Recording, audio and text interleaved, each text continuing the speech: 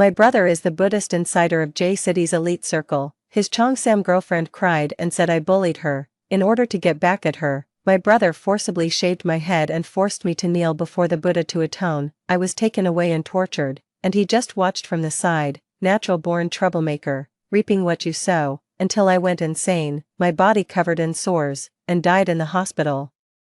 I then realized that I was the villainous second female lead in a noble family sweet romance novel. When I opened my eyes again, I had returned to 3 years ago, the day I had my head shaved. My brother was holding a pair of scissors, his face cold. "Ineen, you have to pay the price for your mistakes." I grabbed the scissors directly and aimed it at his throat, laughed. "Yes, brother, when you make a mistake, you have to pay the price." 1. On the 59th day in the hospital, my body emitted an extremely terrifying smell. Outside the hospital room, several nurses were discussing the hot topic on social media. The Buddhist insider of J City's elite circle Lu Zhuanzhou's century wedding banquet with the popular star Lin Bailu. I heard that Lu Zong is completely smitten with Lin Bailu, even giving her the Buddhist beads he never left his side since he was 18. Is the person lying in the hospital room not Lu Zong's sister? Shu, speak quietly.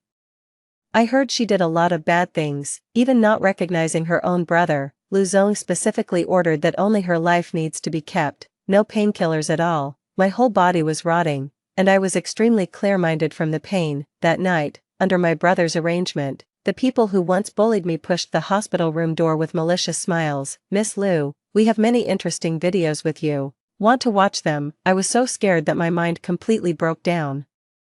Staggering and rushing off the bed, I fell from the window. When I opened my eyes again, when a familiar voice, filled with tears and accusation, rang out, "Lu Huanzhou, how could you say you could protect me? Don't you know that your sister was the main perpetrator of the school bullying against me?" The pain of near death still lingered in my body. The scene in front of me suddenly changed from dark to bright. The next moment, I saw Lin Bailu in a light blue cheongsam a few steps away. That pair of eyes, filled with tears, only looked at my brother for a second, then cast a cold gaze upon me. "Lu Xuan, come and apologize." Past memories surged up, like glass fragments piercing into the brain, bringing sharp pain. I pressed my temples, forcing out 3 words from my throat. "Why?" 2. Lin Bailu laughed mockingly. "I already guessed you wouldn't apologize. After all, which murderer would admit to killing someone?" I looked up and stared at her. "You have paranoia. Why don't you just admit it? Who killed anyone? You're still jumping around here, aren't you? Your cheongsam isn't cheap. Why pretend to be a poor but virtuous girl?" The more I spoke, the more angry Lin Bailu's expression became. It's as if I really had bullied her. Lu Huanzhou looked at her, his eyes flickering with a faint sense of sorrow. As in the previous life, he held the scissors and stepped toward me. "Bullying classmates in school, and still refusing to admit it," he said coldly. "Ineen, you have to pay the price for your mistakes. I will torture you, and you can atone for your sins before the Buddha." He looked down at me from above. I thought about the previous life, and that's how he destroyed my hair that I had grown for several years. That month, he forcibly locked me in the temple, and Lin Bailu took away my most important role, and with that role, she won the Best Actress award. Later, I was released, but due to the so-called bullying Black History, with hair that looked like a dog had chewed it, sticking to my head, mocked by the entire network, under Lu Huanzhou's instruction, my resources were gradually taken away by Lin Bailu. With no way out, I had no choice but to seek out an investor I had known before, but I was drunk and taken away at a banquet, tortured and abused in a basement for 15 days. When those people took me away, Lu Huanzhou was watching from the side. He was twirling his Buddhist beads, expressionless, a born bad seed, reaping what he sowed. Thinking about this, a cold chill suddenly shot up from the base of my spine. I suddenly grabbed the scissors from Lu Huanzhou's hand, pointing the sharp tip at his throat, pulling up the corners of his lips. "Yes, older brother, if you do something wrong, you have to pay the price." The sharp blade of the cold light was less than 10 centimeters from his throat. Lu Huanzhou suddenly frowned. "Lu Xuan, it seems your parents have spoiled you. I gave you a chance, but you wouldn't admit your mistake. Don't blame me for not considering sibling feelings anymore." I coldly laughed. "It's not like you're just getting worked up over a woman, believing whatever she says. Don't talk so nicely. I didn't do it, so I didn't do it." He interrupted me without expression. "Lu Xuan, if it weren't for me, do you think you, this female star, are anything at all?" 3. Saying that, he left with Lin Bailu. That very night when they left, I received a call from my agent. She was panicking on the phone. "Shuin, did you fight with your brother? All the endorsements we have suddenly want to terminate the contracts, and the movie that director Lon had promised last month is also going to give the female lead role to that Lin Bailu. Why would siblings get to this point? You should go and apologize to Lu Zong and say a few soft words." "It's no use," I exhaled softly, interrupting her. "Lu Wanzhou is no longer my brother." As I said that, a sudden wave of bitterness and pain swept over my heart. In my previous life, I never knew why Lu Wanzhou changed. In his 18th year, he went to Nanhua Temple in the suburbs of the city. After returning, he had a string of prayer beads on his wrist. He became extremely cold and distant. The older brother who once loved me dearly simply disappeared. I tried to act cute and ask him for pocket money, but he twisted the prayer beads and looked at me coldly. Buddha said, "One should not have excessive desires." He no longer played and joked with me. He no longer drove me around for fun. He no longer came with his friends to help me regain my dignity after I lost a fight. Even without any evidence, he believed Lin Bailu's words and condemned me to death. The answer to this question only came after I died in my previous life. It turned out, the world I lived in was a luxury love story novel called Don't Convert for Her. And I was the villainous second female lead in the book. Because I had repeatedly bullied and harassed the female lead, Lin Bailu, I was sent to hell by my older brother who doted on his wife. 4. I told my agent, "Don't worry, I'll figure it out." Then I picked up the scissors again. I checked myself in the mirror and then slashed my shoulder fiercely. The flesh tore open, curled, and warm blood splattered on the mirror. I was in such severe pain that my whole body was convulsing, and I could hardly make a sound. After the intense pain subsided a bit, I calmly took photos of the wound and the blood-stained clothes. Then I sent the photos to my parents who were on vacation. My brother went crazy. He attacked me with a knife for his girlfriend. "Don't contact him first. I'm afraid he might attack me again." My parents replied almost immediately, "Treat the wound first. We'll come back tomorrow." I obediently replied okay, and then had the driver take me to the hospital. While leaving the examination room after having my wound bandaged, I suddenly bumped into someone. "Who is it? Don't you have eyes?" "Lu Shuin." The man in front of me had a face that was extremely aggressive, with eyebrows and eyes that exuded a cold, sharp, and defiant intensity. His gaze was sharp as he looked over. Seeing the blood seeping through the gauze on my shoulder, his expression suddenly changed. "How did you get hurt? Who did this?" "Shiyu. We were neighbors before, and he was also one of Lu Huanzhou's best friends. The two of them once helped me fight. Until he was 18, Lu Huanzhou believed in Buddhism, and he always had a string of prayer beads with him. Shiyu thought he was an idiot and had a falling out with him. Later, the two of them became bitter rivals in business. In order to trouble Lu Huanzhou, Shiyu always opposed him. He really took away a lot of projects, so in the original book, he became the main antagonist later on, almost killing the female lead. I stared at his young and rebellious face, and a sudden thought flashed through my mind. In this world, it's not only Lin Bailu who can twist the truth and act. Thinking about this, I slightly lowered my head, revealing my pale and fragile neck hidden by my hair. Then my eyes became red, and tears fell one after another. "It's my brother. My brother is going to kill me." By the time I said the last 3 words, my voice was choked and unclear, because I secretly exerted force on my arm. The wound bled even more vigorously. Shiryu was staring at me, as if the blood-red color soaked in the gauze had hurt his eyes. "What did you say?" 5. The parking lot near the hospital. I got into Shiryu's Maybach, took off my mask, turned my head to look at him, and said in a low voice, "Thank you, Mr. Sure." He tapped the steering wheel with his fingers, and upon hearing this, let out a sigh. "So polite. What, did I have a falling out with your brother? And all the favors I did for you before are gone?" "I'm not saying that, Shiryu uncle." I leaned over to fasten my seatbelt, and the movement pulled at the wound on my shoulder, making me shudder from the pain. The next second, my breath was suddenly filled with the overwhelming scent of absinthe. Shiyu leaned forward and quickly fastened my seatbelt. Our arms touched as he moved. His higher body temperature transmitted through the thin fabric of our clothes, and I instinctively pulled back a bit. His voice immediately sounded in my ear. "Don't move if you're hurt, okay?" He tapped the steering wheel. "Where to?" "I don't know. I just don't want to go home. I'm afraid my brother will come back. He always believes whatever his girlfriend says." I was originally acting to gain sympathy, but halfway through, I remembered my past life, the half a month I spent locked in a dark and windowless basement, a purgatory of the human world. When they came to the ward with those videos, I jumped from the window, feeling the pain of my bones being shattered. So the second half of the sentence truly carried a deep, bone-chilling fear. He really will kill me. Shiyu heard the tremble in my voice. His originally sharp gaze swept over me, but for a moment, it softened like dissolving mist. He paused for a moment, then reached out, placing his hand over my cold wrist, and squeezed it. I'm here. He won't, Lu Shuin, believe me. 6. He started the car and drove towards his house. The rest of the journey, no one spoke. I huddled in the passenger seat, getting drowsy from the rising effects of the medicine. In a daze, I even dreamed of when I was 14. I got into a fight to stand up for a girl who was being extorted for protection money. I came home with a bruised face and wanted to ask my older brother to take revenge for me, but I ran into Shiryu instead. Lu Huanzhou asked me to tell you he's staying at school for rehearsal today. He was hunched over his jacket, his eyes as cold as ice. It's fine, taking revenge or finding a place to settle things is the same for anyone, compared to Lu Huanzhou, who was always quiet and loved reading books, delving into financial knowledge since a young age.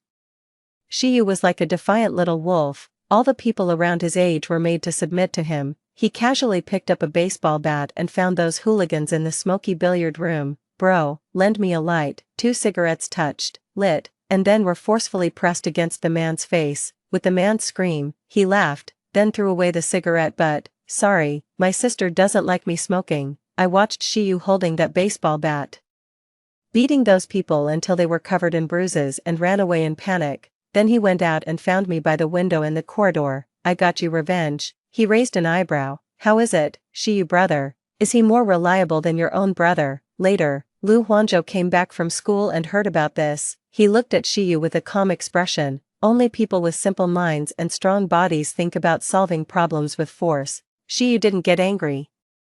He just smiled and turned to look at me. Inin, Lu Huanzhou is being rude to you. It's very unfair. Lu Huanzhou let out a light laugh. How could my sister be the same as some people? Saying that, he closed his computer and stood up. This isn't over yet. You don't need to worry about the rest. A few days later, he used some methods to send those hooligans to jail. I opened my eyes and felt a bit of moisture at the corner of my eye.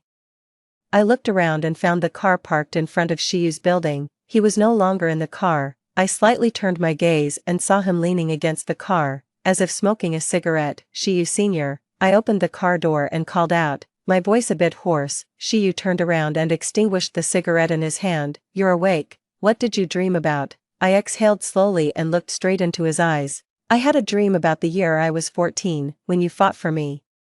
The excuse was that my sister didn't like me smoking. He suddenly froze. His ears gradually turned a noticeable shade of red. I don't have an older brother anymore. Shiyu, would you still treat me like a younger sister? Saying that, I gently tugged at his sleeve. I slightly tilted my head up. I presented my face in the most pitiful and vulnerable way possible to him. I am a trained actor, and I have full confidence in my acting skills. However, Shiyu just stared at me. A moment later, his eyes, which were usually a bit carefree, showed an inexplicably dark emotion. I felt uneasy, wondering if my acting wasn't good enough and he had seen through my pretense of being pitiful. He suddenly spoke. Of course. I let out a sigh of relief and followed Shiyu to his house. After walking a few steps, he suddenly stopped. He slightly turned his head. His gaze seemed to fall on my face, yet also appeared to be lost in the distant lights. He said, if one day, you don't want to be my little sister anymore, that's okay too. 7. That night, I slept in the guest room of Shiyu's house. I am not unfamiliar with this place,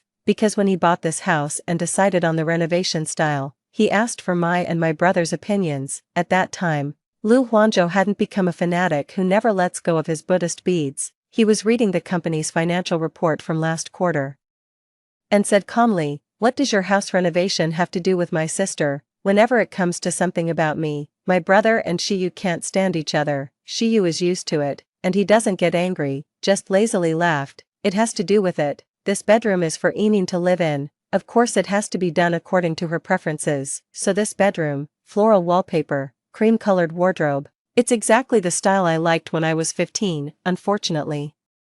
The house wasn't finished decorating. Lu Huanzhou went to Nanhua Temple, and after coming back, everything changed. 2 months later, he broke up with Shiyu. I never came here again. Now, lying in the bedroom filled with a faint orange scent, Even though the wound on my shoulder was still painfully tearing, I still fell into deep sleep with the rising drowsiness. 8. The next day, my parents came back. They called me immediately, telling me to go home with Lu Huanzhou. I'll go in with you.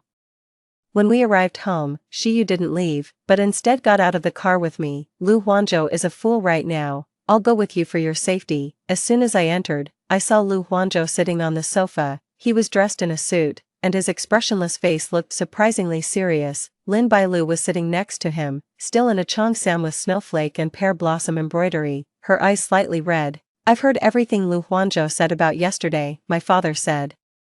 He said he just wanted to give you a lesson and didn't actually hurt you. My tears immediately fell down, sobbing. I said, I already guessed he wouldn't admit it. After all, which murderer would admit to killing someone? Lu Huanzhou was turning his prayer beads in his hands, looking at me with a cold and sharp gaze. Lying through your teeth, you really are a bad person. TCH, Shiyu suddenly took a step forward, blocking my way. Lu Huanzhou, you idiot. You've been turning that broken beads for 7 years. Is that how the Buddha would let you say your own sister? I don't have such a sister. Enough, my father suddenly spoke, interrupting us. Are you trying to make a fool of yourself in front of outsiders? Don't you feel ashamed? When he said this, his sharp eyes swept over Shiyu and Lin Bailu sitting on the sofa. There was a flicker of dissatisfaction in his eyes. Huanzhou, even if Yining was once unreasonable and bullied you, your brother, it's not a reason for you to take a knife to your own sister. I instinctively tried to argue. I didn't bully. And Yining, my father looked at me again, his tone unyielding. Your brother wasn't intentional. I'll have him apologize to you and transfer the villa at Rose Mountain to your name. Siblings fighting, if it gets out, won't be good for any of you. This matter ends here. 9. In the original story, Lu Huanzhou sent me into hell for Lin Bailu. He initially kept it a secret from the family, until I died. He could no longer keep it hidden. Then he fabricated a bunch of baseless charges against me. He said I was promiscuous, got into too much trouble, and was approached by someone, which scared me into jumping off the building. My father believed him. Later, he died from a heart attack due to his opposition to his marriage with Lin Bailu. Even my mother was confined at home by him. His actions were called severe measures.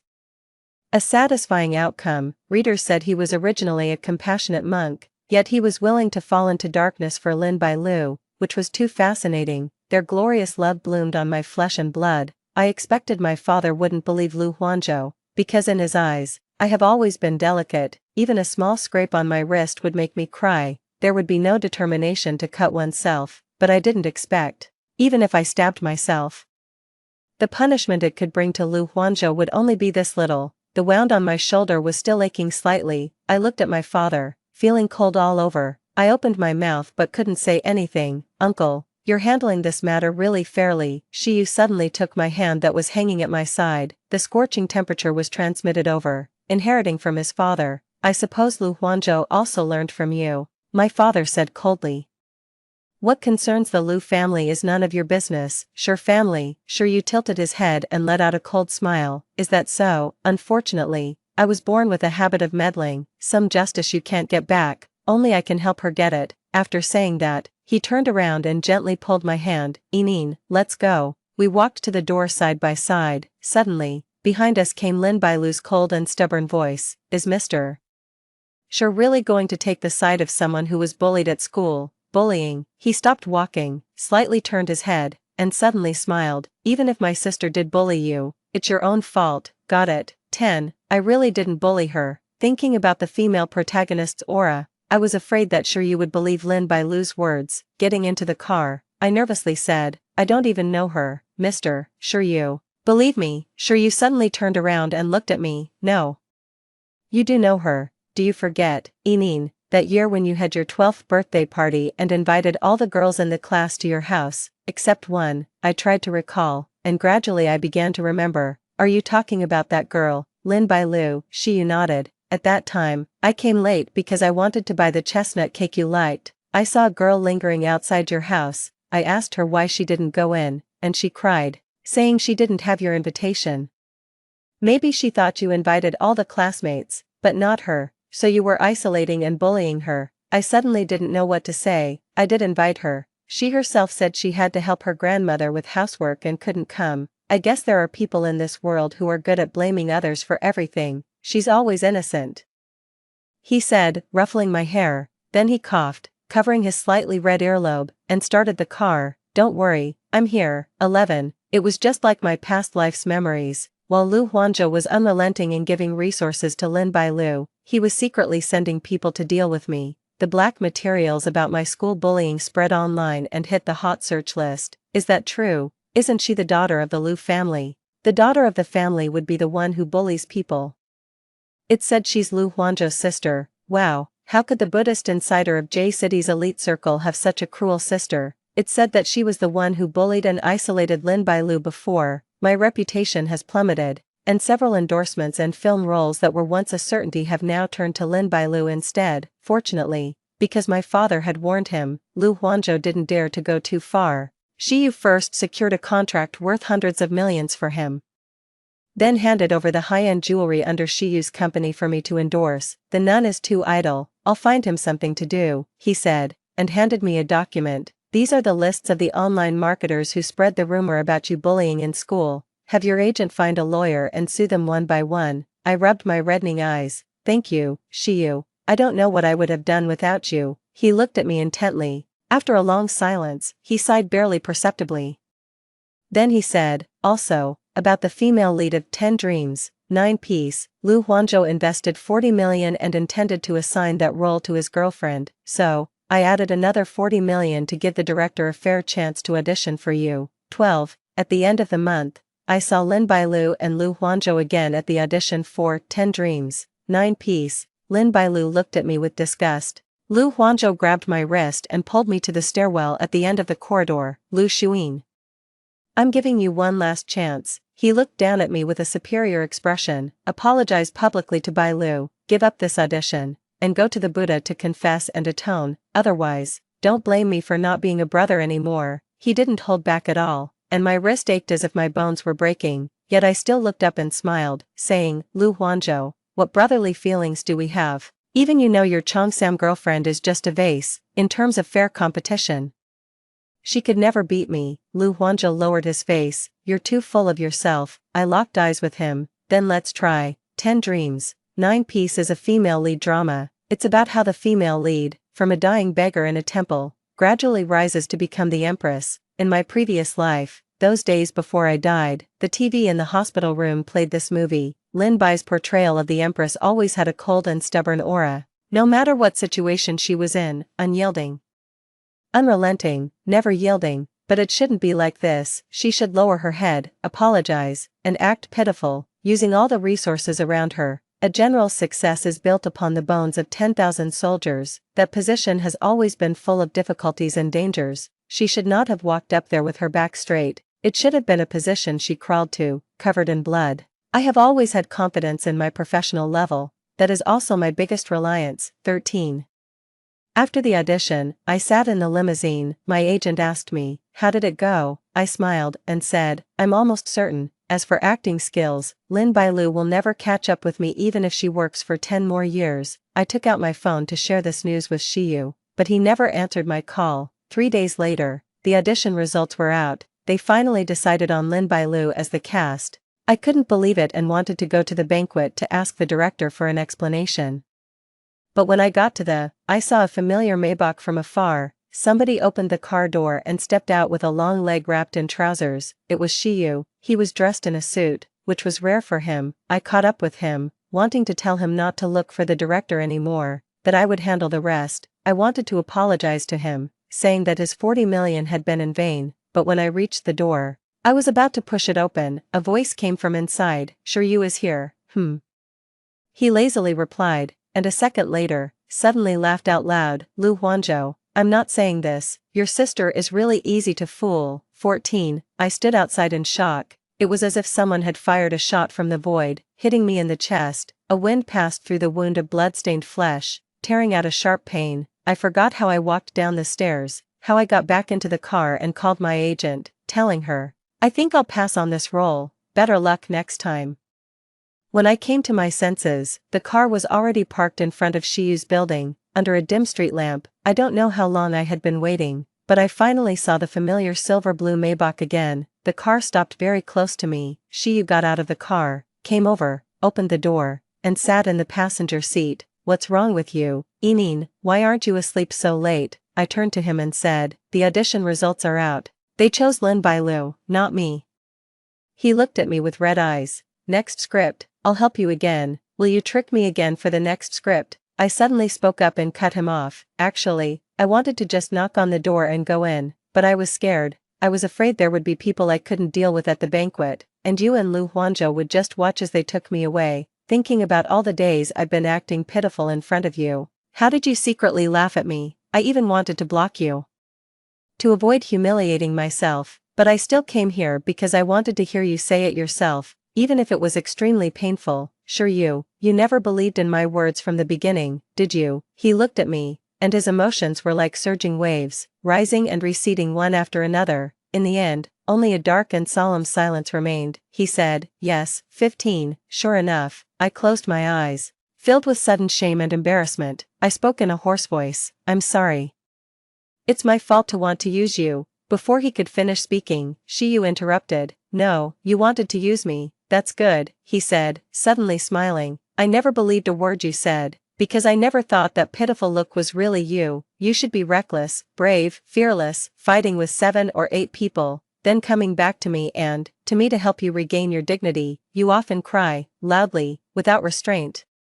Never holding my sleeve and asking me if I'm willing to take you as my little sister. I stared blankly at him, listening to him list them one by one, the real me from childhood to now. My vision became blurred, a look of panic suddenly appeared on Shiyu's face. He reached out and wiped my eyelid with his fingertip. Don't cry, Eneen, I was wrong, I should have told you directly. Oh my god, it's all Lu Huanzhou's fault, that idiot. Since he was 18, his mind has been abnormal. Did you hear what I said to him? I grabbed his sleeve to wipe my tears. Yes, I heard you say to him, Lu Huanzhou, your sister is so easy to fool. It was acting, I was acting, sure, you said without thinking. I set up a scheme with someone. My role is now Lin Bailu. But when the filming reaches the halfway point, the truth will come out, and Lu Huanzhou will be in trouble. Her role will then be gone. Eneen, I won't let anyone take your things away. My tears messed up the cuff of his custom-made suit. Sure, you just watched with indulgence. His usually sharp and severe eyes were now filled with complete tenderness. I suddenly realized that 8 years had passed. During these 8 years, because of Lu Huanzhou, I rarely met Shiryu, therefore, I hadn't noticed.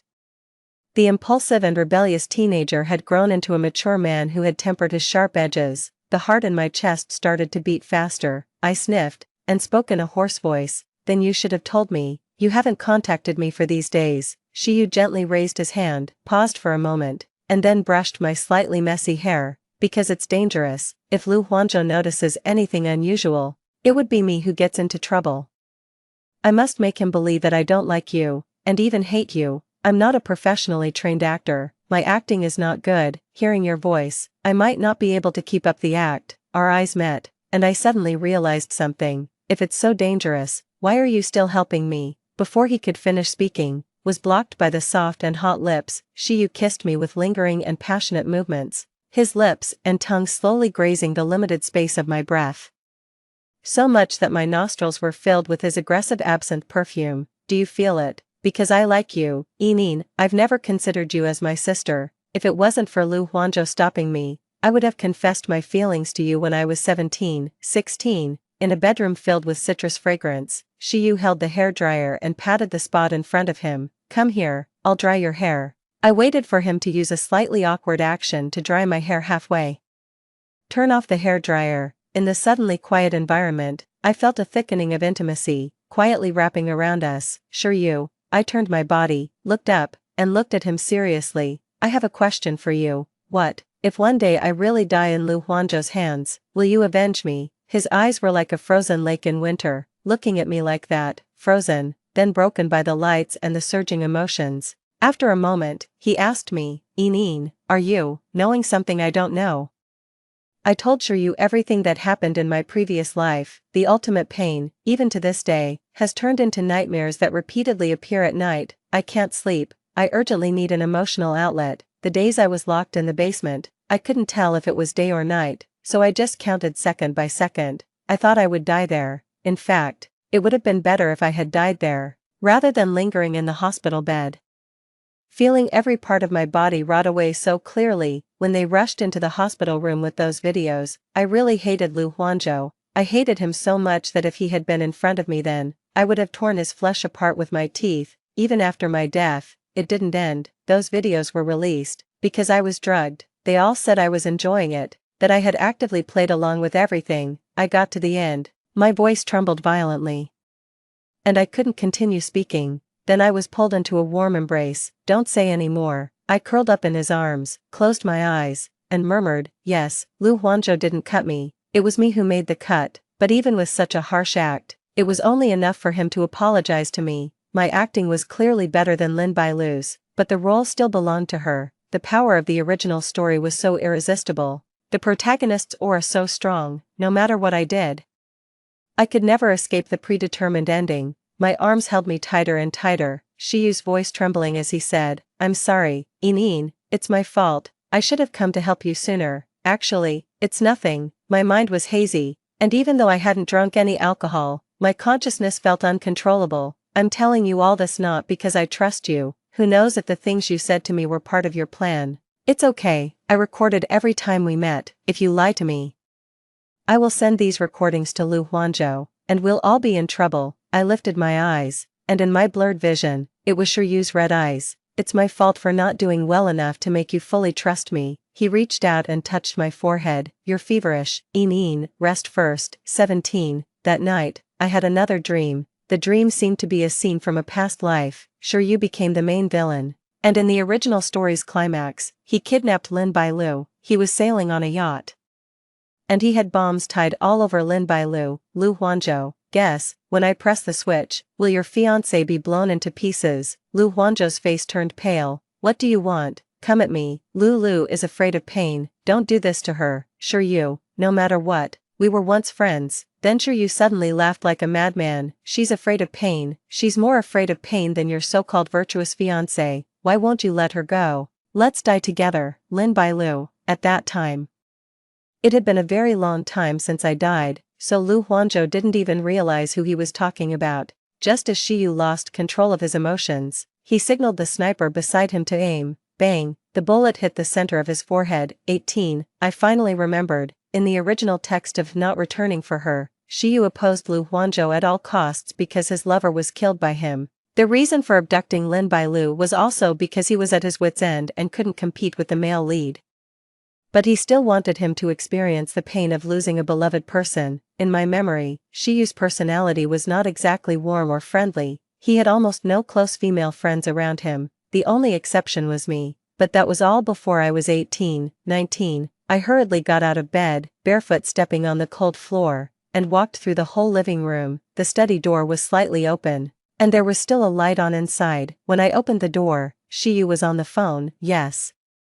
The contract will follow the standard format in the industry. His voice seemed to carry a smile, but his eyes were cold. Miss Lin is my brother's girlfriend. How could she be taken advantage of? As he spoke, his fingers idly played with a butterfly knife. The rotating blade reflected the light, revealing a cold, sharp gleam. Okay, let Lu Huanzhou not worry. I know what I'm doing. He hung up the phone and clicked it shut with a sound. When he looked up and saw me standing at the door, slightly out of breath, he suddenly froze. Inin, why aren't you wearing? He didn't finish speaking, and I rushed over, throwing myself into his arms. The wound on my shoulder had not fully healed, but it was just a shallow scar. I collided with his chest, feeling a slight pain. That bit of pain reminded me that I was still alive. I hadn't perished and vanished into the void after that tragic fall in my previous life. After my rebirth, even if everything replayed, my parents favored Lu Huanzhou. I was not as helpless as a floating piece of wood. Shiryu, hold on to me tightly. He obediently wrapped his arms around my waist,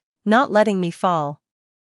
I raised my head and urgently searched for his lips, then kissed them fiercely on. This kiss was hasty and brutal, more like the primal biting of animals. I even tasted a faint trace of blood. Shiyu did not resist, allowing and submitting to all my outbursts. In the end, I pulled his tie and brushed against his rapidly moving Adam's apple. Panting heavily, I called out to him, brother, oh my God. He inhaled sharply, his body leaning back, and said through gritted teeth, Inin, don't play like this. I don't want to. Why don't you want to? I cut him off and moved closer little by little. But I do want to, Shiyu. I want to be sure that you still love me. 20. The sky was bright outside. The sunlight about to enter the room was blocked by thick curtains. A sliver of pale gold slipped through the moving gap and fell on Shiyu's sharp jawline. As he moved, the light spot swayed back and forth. I also rubbed against his cheek like a puppy, nibbling. In a certain moment, he closed his eyes and said in a voice almost begging, "You, relax, Yonko, Oni-san," I said. "I still want to be your sister. It's like this now." Sister, it was strange, as if it had been an extremely intense moment of pleasure. I didn't remember the nightmares from the basement in my past life again. Maybe it was the clean and pure scent of absinthe on Shiyu, which only made me think of the lush, verdant fields in spring. 21. 10 Dreams, 9 Piece started filming smoothly. Just like in my past life, Lu Huanzhou spent money to create enough momentum for Lin Bailu, Reuters, Hot Search, and the Buddhist insider of J-City's elite circle and the love story of the Qipao beauty. Each one is enough for strangers and fans to talk about for a long time. Shiyu opened his phone and showed it to me. The first topic on the Hot Search, #Xianpin. In the video, Lin Bailu was wearing a pure white qipao. Standing under a tree, a shower of pear blossoms fell from the tree. She tucked a strand of hair behind her ear, and caught a handful of pear blossoms in her hand, scattering them over herself. Then she started to dance gracefully. The camera pulled back, and a few steps away, Lu Huanzhou was staring at her, his eyes full of deep affection. He was wearing a black haute couture suit, with a string of prayer beads on his wrist. The comments section was full of, "Great, perfect, bring the civil affairs office here. I want to see them get married right now." Shiyu raised an eyebrow. 10 seconds, 20 moves, each carefully designed. I wonder, if 17-year-old Lu Huanzhou saw himself doing this now, what would he think? I remained silent for a long time, and asked him, "You say, is my older brother still alive? Even if I were to live again, I still don't know, the current Lu Huanzhou, is he truly someone else, forced by the plot? Even my soul and spirit have been replaced. If my soul was really replaced, is the original me still alive?"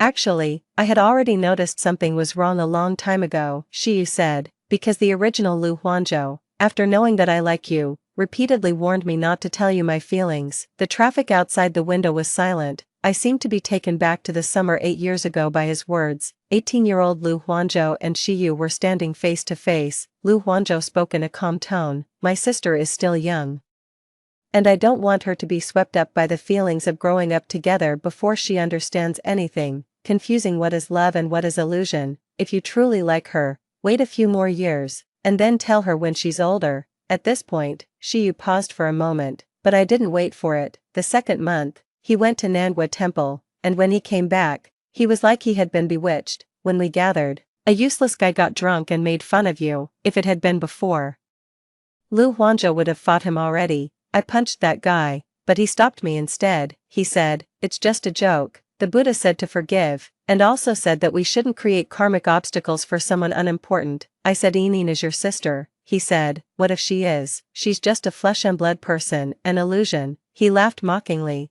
I don't know whether it was Lu Huanzhou or another stranger. In any case, if he himself knew, he would have wanted to commit suicide on the spot. After all, he would never allow anyone to hurt you, let alone himself. 22. For the next half a month, because of Lu Huanzhou's deliberate harassment, and sure you wanted to gain his trust, he couldn't help me. My resources have been lost a lot again. Fortunately, a director I had worked with before, who appreciated my acting, gave me a role as the third female lead. The role isn't too big, and it can be wrapped up in a month. It's exactly the type I'm interested in. A month is enough. I comforted my agent, who looked very discouraged. After a month, some things will become clear. After joining the set, I was busy with filming, and I started messaging Shiyu less frequently. He was very lonely, staying at home alone. He sent me a video in the middle of the night. I only watched for 10 seconds before turning it off, blushing, and sending him a message. "Sure you, are you a pervert?" "I am. What's it to you, Enin? Would you like a pervert?" That afternoon, he finally sent me a message. "The final stage of the net is about to be cast. It's almost over, Enin." I put my phone away and looked at the breathtaking resort mountain scenery. This was the last filming location in my group, but I didn't expect that 10 Dreams, 9 Piece would also film here. While I was changing clothes, I happened to bump into Lin Bailu in a flowing white robe and Lu Huanzhou, who had come to visit her, near the waterfall. Lu Xuan, I had originally wanted to pretend I hadn't seen it, but I was stopped by Lu Huanzhou. I have given you many chances, but you have never shown any remorse. He twisted the Buddhist prayer beads in his hand, looking at me with that annoyingly compassionate and cold expression. From now on, whatever your fate is, it will be your own doing. I stopped in my tracks and turned back to look at him, suddenly laughing. Yes, Lu Huanzhou, whatever your fate is, it will be your own doing. Remember that. 23. Back at the set, I finished my last scene and successfully wrapped filming. After wrapping up, the director insisted on holding a farewell banquet for me, out of courtesy. I drank a few more cups and became a bit dizzy, then went out to call my agent. Let her send her assistant to pick me up. The phone was hung up, and I walked to the window at the end of the corridor to get some cold air to clear my head. My body was getting increasingly hot. It felt like fire was burning inside me, making my steps weak, and I had to lean against the wall. Memories from my past life suddenly came to my mind. It's him again, Lu Huanzhou. He's determined to kill me, even if I was careful not to meet the people from my past life. He would still hire someone to drug me and have those people come after me. I used my trembling hand to take off the brooch, and the tip of the pin pierced my skin, drawing a bloody line. Intense pain gave me a moment of clarity, and I staggered toward the elevator, but as I passed the stairwell, I was pulled in by a suddenly extended hand. The scream about to escape was forcibly muffled by a large hand. Before my heart was devoured by immense despair and panic. I first smelled a familiar absinthe fragrance. My heart, which had been high in the air, seemed to drop down instantly. Sure you. I collapsed in his arm, sobbing. Lu Huanzhou put poison in my drink. My voice was extremely hoarse, and it carried a seductive tone I couldn't even imagine myself having. The back of Shiyu's hand gently pressed against my cheek, cool like a rainstorm in a long drought desert. I know. He picked me up and carried me in his arms. So I'm here, Yining.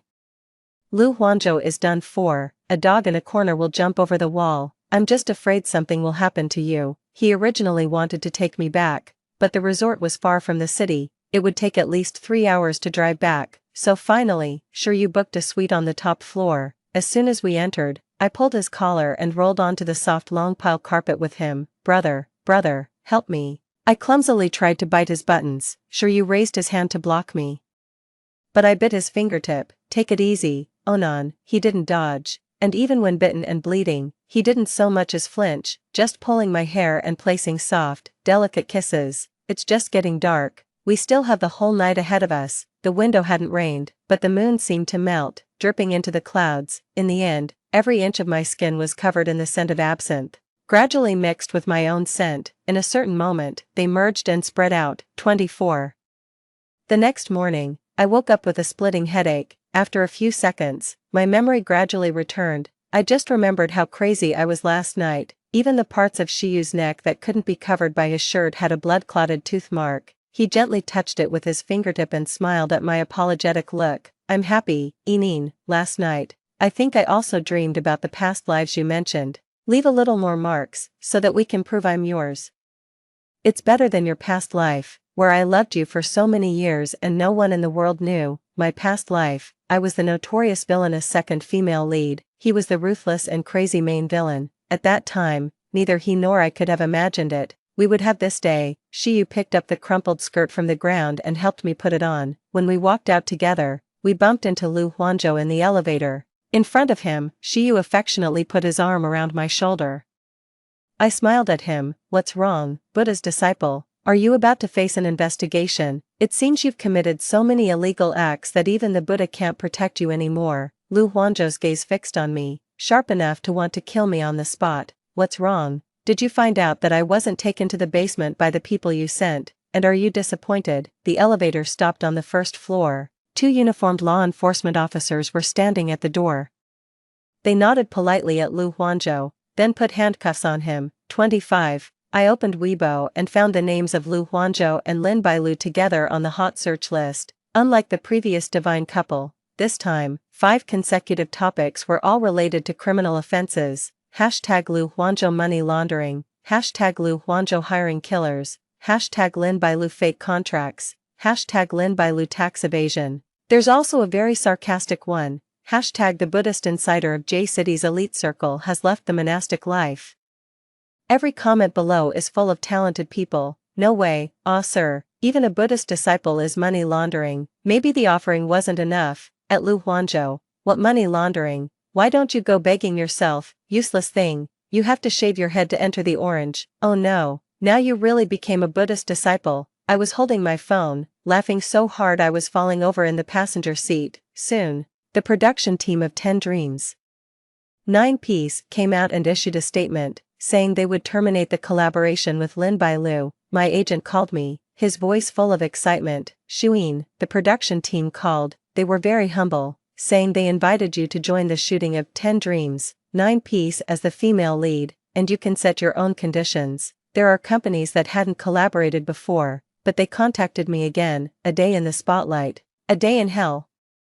This circle is just so realistic, but being in it, I've long been accustomed to its nature. At first, I thought Shiyu would be affected inevitably by working with Lu Huanzhou. Unexpectedly, it was his half-brother who was taken away for investigation together. You know, my family situation is very complicated. After my father passed away, she always wanted her son to inherit the family business. When I said these words, Shiyu and I were sitting by the window. He hugged me from behind, and his soft, delicate kisses fell on my shoulder. So, the 40 million for that project, he thought he was cutting me off, and invested it in his own name. Although this was a bit risky, it also solved 2 problems. Let's not talk about that, okay, Inin. His handsome and sharp eyes were tinged with a tempting red from desire. His tone also carried an enticing implication. Show me your hand, help me, okay. 26. After the official start of 10 Dreams 9 Safety, Shiyu went back to the Lu family with me. Since Lu Zhuanzhou's incident, my father looked much older than before. After hearing my words that concealed a soft knife, he remained silent for a long time before asking, "Was this incident related to you?" I smiled and said, "Dad, you got it wrong. My brother died when he was 18. Before he went to Nangue Temple. You disobedient daughter." He slammed the table and coughed violently from anger. This time, my mother, who was usually quiet, spoke up for the first time. "Anyway, my son is already in. Do you want to send my daughter in too? I only have 2 children. You won't let your outside bastard inherit anything from our family." Shiryu stood lazily aside and added at the right moment, "Uncle should clearly know my character. Now that this mess of the Lu family is here, if you hand over everything to Inin, I might be interested in getting involved in this matter." My father finally realized that his authority, which he had never questioned for half his life, now, he was at a loss. 37% of the shares in the Lu family were quickly transferred to me, plus the 5% I already had and the 10% my mother had. I was undoubtedly the new power holder of the Lu group. I've been watching Lu Huanzhou handle things since childhood.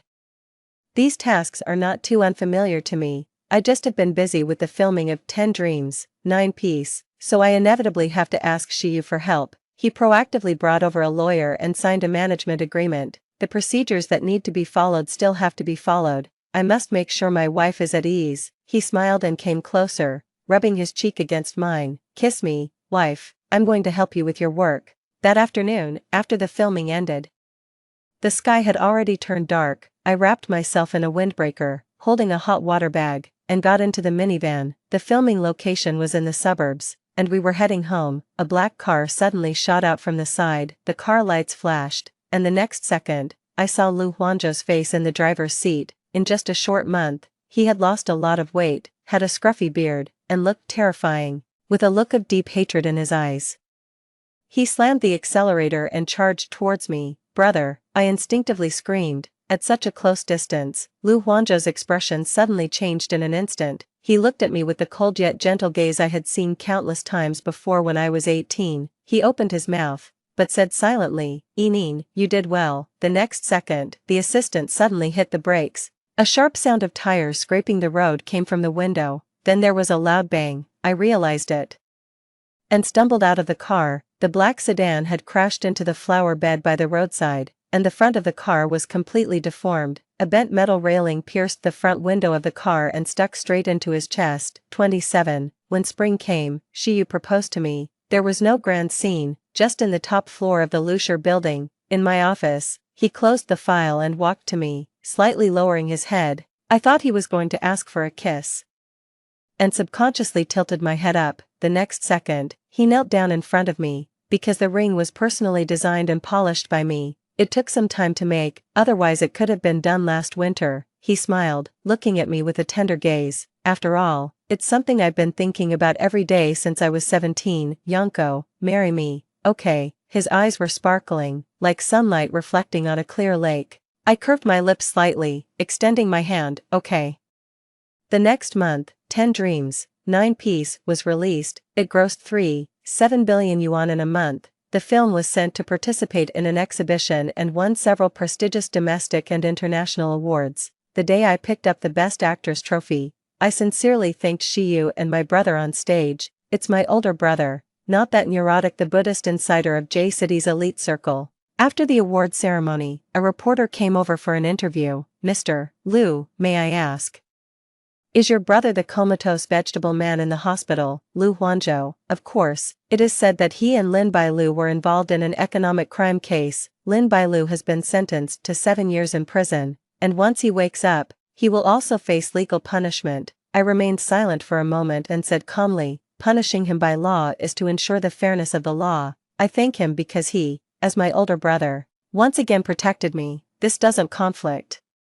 The interview ended, and I, holding the hem of my evening dress, got into the new Rolls-Royce that Shiyu bought. I'm so cold, Shiyu, hold me. He wrapped me in his long coat like a cocoon, holding my cold hands. Okay. A scorching kiss landed on my skin that wasn't covered by the evening dress, exchanging temperature and igniting a series of flames. The space inside the car wasn't small, but it gradually became extremely crowded between our movements. In the end, I begged for mercy with a trembling voice. So hot, brother. Shiyu's hot breath was against my ear, getting more and more scorching. Brother is also so hot. Come on, Inin, help me cool down. I had been making a lot of noise in the car, and after getting home, I kept pestering Shiyu all night. He noticed I was in a bad mood and indulged me no matter what. In the end, I had no strength left. My fingers were weak as I lay on the bed, staring at the ceiling. Suddenly, I said, do you think my brother will wake up again? Or, maybe the one who wakes up is not him, but that monk. Shiyu sighed and pulled me close, hugging me and kissing me repeatedly. Don't think too much. If it's still that idiot,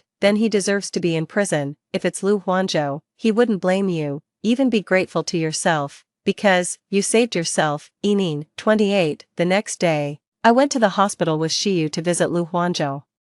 He was lying there with tubes and a ventilator for half a year already. I was holding my trophy and the recent contract signed with Liu's company. I chatted and chattered to him for a long time. In the end, I showed him the ring on my finger. Brother, I'm about to get married to Shiyu, and the wedding date is probably set for March next year. I really hope that you can come to the wedding then. Liu Huanzhou was lying in the hospital bed with his eyes closed, saying nothing. I stood up and said, sure you, let's go. We walked side by side to the door, about to open it. Suddenly, a familiar voice came from behind, weak, extremely hoarse. Inin. I turned around quickly. Cherry blossom petals were swirling outside the window, and one of them danced with the flowing sheer curtain and drifted into the room. Liu Huanzhou was lying in the hospital bed, looking at me with such softness and approval. You saved yourself, Inin. You're really remarkable. End of text. In his 3rd year in prison, Liu Huanzhou received a second reduced sentence. Extra chapter. He would be released in half a year. That morning, Liu Shuyin brought Shiyu to visit him. Through the thick glass window, her eyes were a bit red, but she smiled and asked him, today is my birthday, do you still remember? Liu Huanzhou nodded, after thinking for a moment. He said to Shiyu beside him, Inin doesn't like cake, take her to eat Cantonese cuisine. Shiyu said with a bad mood, I have been married to Inin for 3 years, I know that better than you do. Liu Huanzhou tugged at the corner of his lips, revealing a smile. Inin has been my sister for 26 years. Shiyu's gaze fell on his thin face, the usual sarcastic words stuck in his throat, and he couldn't say anything. Finally, he pressed his dry eyes and spoke casually, in any case, stay good in there, we'll come to pick you up in 6 months. Liu Huanzhou said okay, then watched him walking out with Liu Shuyin's hand. After 3 years of marriage, their relationship became better every day. Liu Huanzhou was relieved that during the time he was controlled by that unfamiliar system, at least, Inin had a Shiryu by her side, no matter past lives. It's like this, yes, he lied. In Liu Huanzhou's current memory, Inin has been his sister for more than 26 years.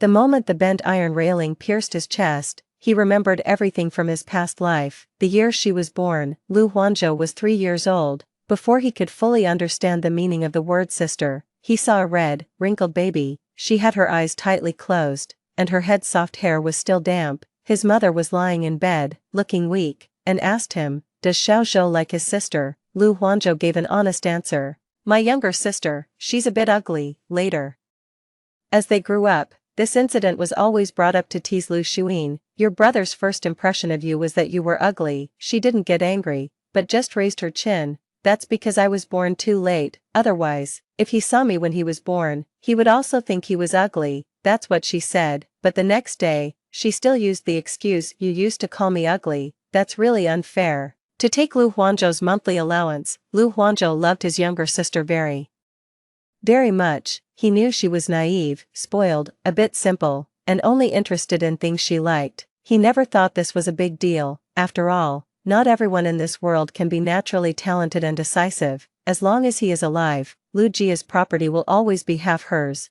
No one will be able to bully her. But Lu Huanzhou found himself wrong. 3 days before his 18th birthday, one night, a strange mechanical voice unexpectedly rang in his mind. That voice told him that the sister he had cherished and spoiled for 15 years, Lu Xuyin, was a bad person. He will meet a classmate who once was bullied and isolated by his sister, and fall in love with her at first sight. Then, let Lu Xuyin pay the price she deserves. Lu Huanzhou found it absurd and ridiculous. In this family, his father is rigid and traditional, and his mother is silent and reserved. Lu Huanzhou understood his younger sister more than anyone else.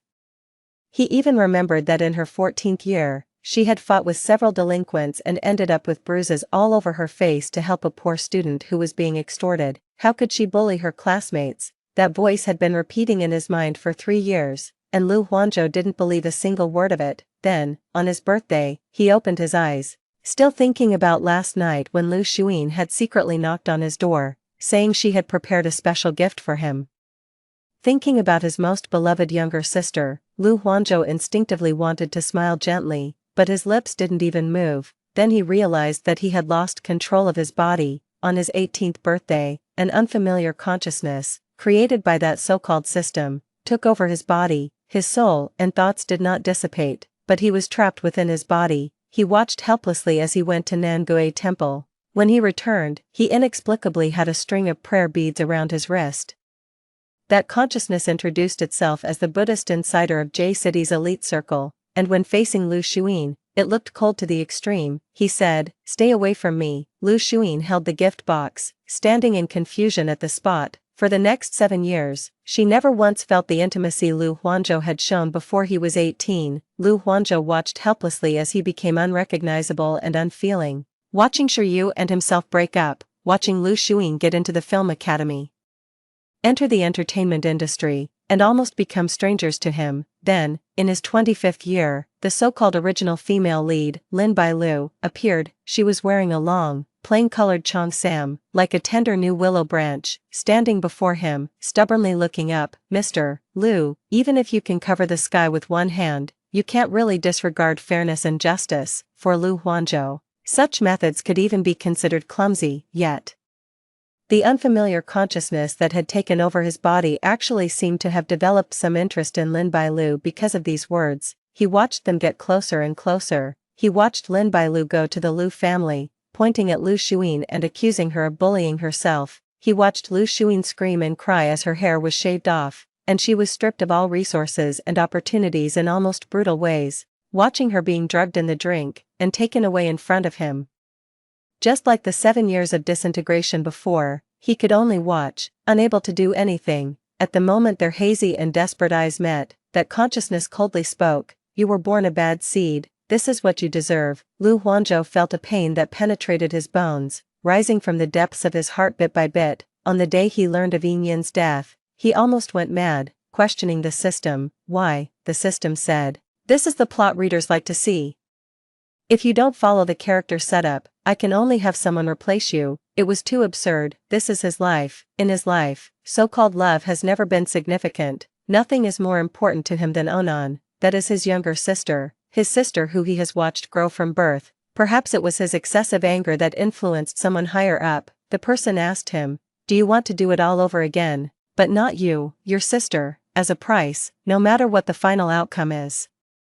You will be the one punished. If that unfamiliar consciousness wins again, his soul will completely vanish from this world. If Onan wins, his soul will return to his body, but he will still have to pay the price for his previous actions. That voice asked him, how about it? Want to take a gamble? Why not? Lu Huanzhou showed no expression. No matter what, it's better than this. How could he allow Yining to die with such a reputation that everyone despised?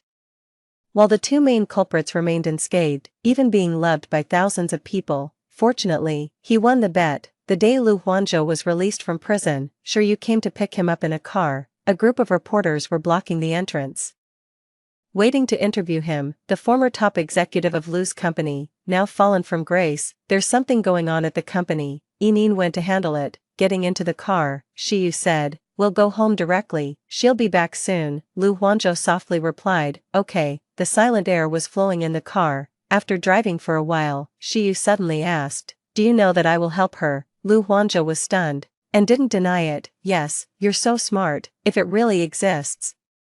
How could you not guess? Shiyu gave a self-mocking smile. In my past life, I wasn't very smart. I should have acted earlier, otherwise, I wouldn't have sacrificed myself and not even saved one. Lu Huanzhou remained silent. A familiar voice, filled with tears, rang out. I didn't let Yining start over again, but perhaps I was hoping she could turn to Shiyu for help. I should apologize to you, Lu Huanzhou said in a low voice. When you said you liked Yining, I always thought it was too young, some words just for fun, not to be taken seriously. Unexpectedly, Shiyu had loved her for many years without anyone in the world knowing. No need to apologize, Shiyu said. I should also thank you, otherwise, I wouldn't have this day with Yining. Neither of them said another word. The car drove forward, passing by streetlights, through clusters of flowers, stopped in front of a villa surrounded by rose walls. Shiyu unfastened his seatbelt.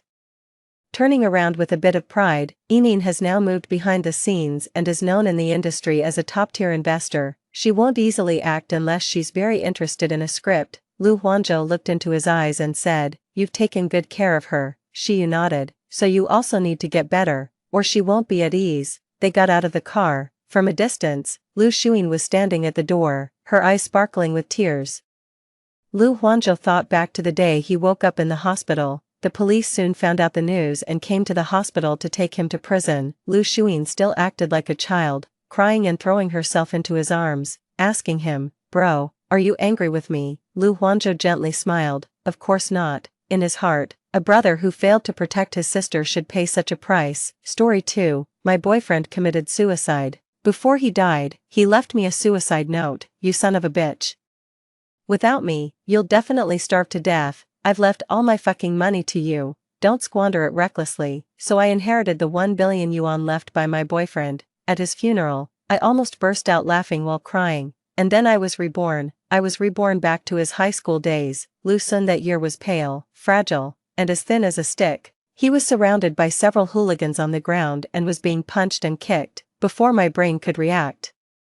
I had already rushed over and shielded him behind me. Damn it, who gave you the right to beat my future money-making god? 1. On my 28th birthday, Lu Sun committed suicide by jumping into the sea. After receiving the news, my eyes went dark, and my temples throbbed. I smiled and cursed him to my friend. This son of a bitch really chose the right time to die. He really knew how to pick the time. I couldn't celebrate my birthday anymore. I pushed aside all my important and unimportant work in the near future and flew overnight to the city where Lu Sun had left. I only managed to see a suicide note he left behind. The letter said, you bastard, you liar. By the time you read the suicide note, I'm already dead. Without me, you'll surely starve to death too. So I've left all my fucking money to you. Spend it sparingly. Don't use it to hire male models. Not even gigolos, otherwise I won't let you off even if I become a ghost. I gritted my teeth as I finished reading the suicide note and put the letter away. This idiot was still calling me a son of a bitch even when he was about to die. 2. Lu Sun was an orphan without parents and had no relatives to turn to. I had to handle his funeral. There were not many people who came to pay their condolences. They were all dressed in black and said to me, Mr. Please accept my condolences. I didn't actually feel very sad.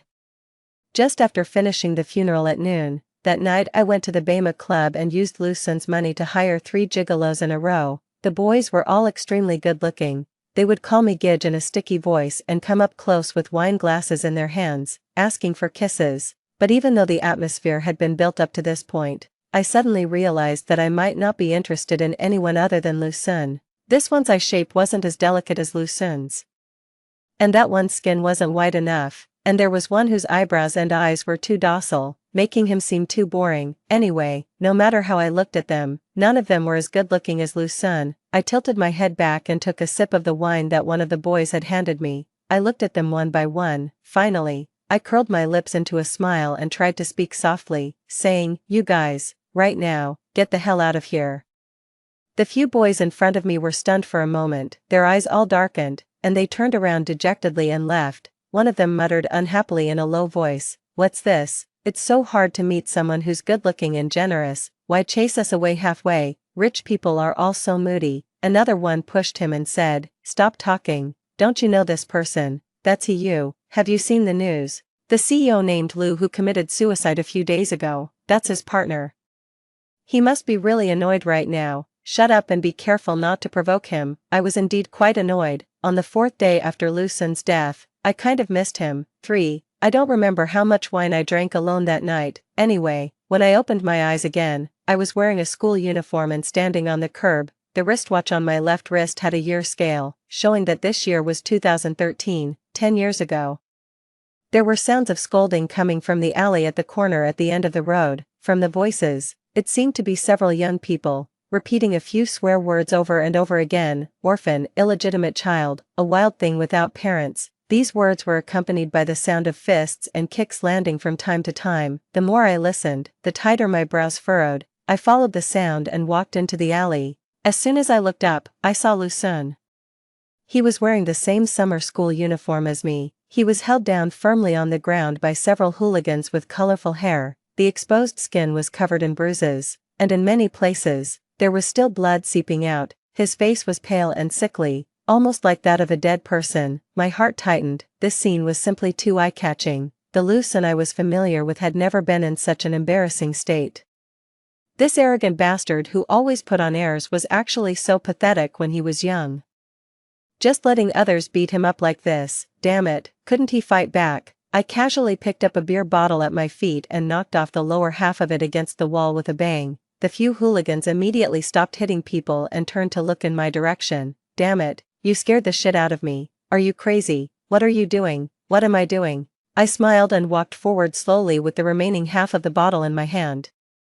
I walked through the group of hooligans and stood in front of Lu Sun. "Of course, I'm here to fight. I'm a national Sanda champion. When I was 15, I could fight 10 people at once. Lu Sun was the one who would leave me 1 billion yuan after his death. How could I let these bastards beat up my future money-making god right in front of me? That's ridiculous." 10 minutes later, those hooligans who had been acting so arrogant were kneeling in front of me, crying bitterly. I smiled, raised my hand, and slapped the red-haired leader again. "You really have some nerve. You even dared to hit my boyfriend, huh? And you?" I kept smiling and slapped the purple-haired one on the face with my backhand. "Who were you calling an illegitimate child just now? If you're sick, go see a vet. There's more water in your head than in the Jingwei bird's attempt to fill the sea." I gave them a good beating one by one, not showing any mercy. I guess the people in front of me had already been cursing my family in their hearts, but on the surface, they were still cowering under my might. "Very good." I flexed my sore wrist, ready to say one last harsh word to end it, but when I turned around, I saw Lu Sun leaning against the wall and standing up awkwardly. He wiped the blood from the corner of his mouth with the back of his hand. Then he picked up his school bag and limped towards the outside of the alley. I didn't care about Les and the hooligans anymore. I hurriedly called out to him, "Where are you going?" Lu Sun stopped for a moment, like a wind-up robot that suddenly froze, but just a second later, he continued walking forward. He completely ignored my question and didn't even look back at me. I almost forgot. At this time, Lu Sun didn't know me yet. "Fuck," I cursed in a low voice, kicked the green-haired one kneeling in front of me, and raised my voice to shout at Lu Sun, "Stop. Try taking one more step forward. Do you believe that I'll break one of your arms if you take a step?" I don't know if my two threats, which were more bluff than substance, had an effect. Anyway, Lu Sun stopped. 5. When Lu Sun was still alive, I didn't often call him by his name. I usually called him hey or just called him a psycho. when we were having sex, I would call him a son of a bitch. Now, suddenly encountering a situation where I needed to call him properly, I was a bit unaccustomed. I cleared my throat, took 2 steps forward, and reached out to grab him. Lu Sun. Before I could say anything, Lu Sun had already shaken off my hand with a strong reaction. I rubbed a bit of the blood on Lu Sun's arm with my fingertips. I looked at the wound on his body that was gushing blood, and asked again, "Where are you going now? Don't you need to treat the wound?" Lu Sun didn't answer my question. He raised his eyes and looked at me. Those beautiful fox-like eyes were completely different from the charming and calm look I remembered. Instead, they were filled with alienation and vigilance. I sighed. "Lu Sun, don't look at me like that." This time, I pronounced the 2 words Lu Sun very clearly. He was stunned for a moment, and a flash of surprise passed through his eyes. You know me." I nodded. "Of course I know you." 6. I took Lu Sun back to school nearby and went to the school infirmary.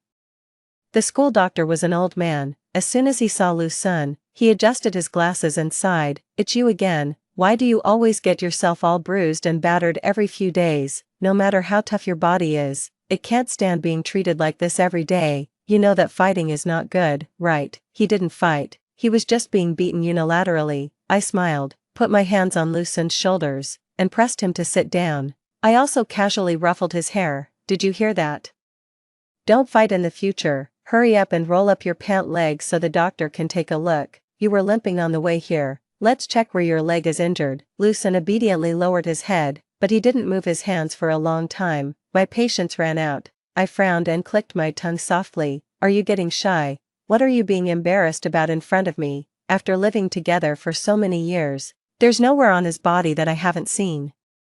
I stood and looked down at Lu Sun. I resisted the urge to pinch his face hard and squatted directly in front of Lu Sun. I slowly rolled up his pant legs. My fingertips moved up along the thin fabric of his school uniform pants. First, I gently touched his ankle, and then his calf. Above the calf, there was a large area of shocking scars. They were a mix of red and purple, and in the deeper wounds, the flesh was even turned out. If it were someone else, they might have a hard time even standing up now. I can't believe he had walked such a long way behind me without saying a word just now. The school doctor's face also became serious. After examining Lu Sun's wound, he picked up the tools and carefully started cleaning the wound. As soon as the cotton swab touched the skin around the wound, Lu Sun's face turned even paler. He bit his lower lip tightly and instinctively shrank back a bit. After a pause, he spoke softly, saying the first sentence since he walked into the school infirmary. "It hurts." The school doctor frowned so tightly that he could crush a fly. He looked at Lu Sun unhappily. "Endure the pain. What are you shrinking back for?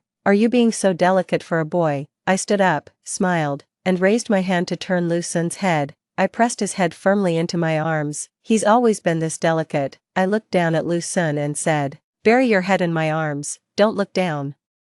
If you don't see it, it won't hurt." Lu Sun struggled a bit. This earned him an angry roar from the school doctor. "What are you moving for again?" So Lu Sun stopped moving. I naturally hugged Lu Sun tightly and also rubbed his head. 7. After treating the wound, Lu Sun fell asleep in the school infirmary. I stayed by his bedside and watched over him for the whole afternoon. When it was getting dark, I noticed that the person lying next to me seemed to move slightly.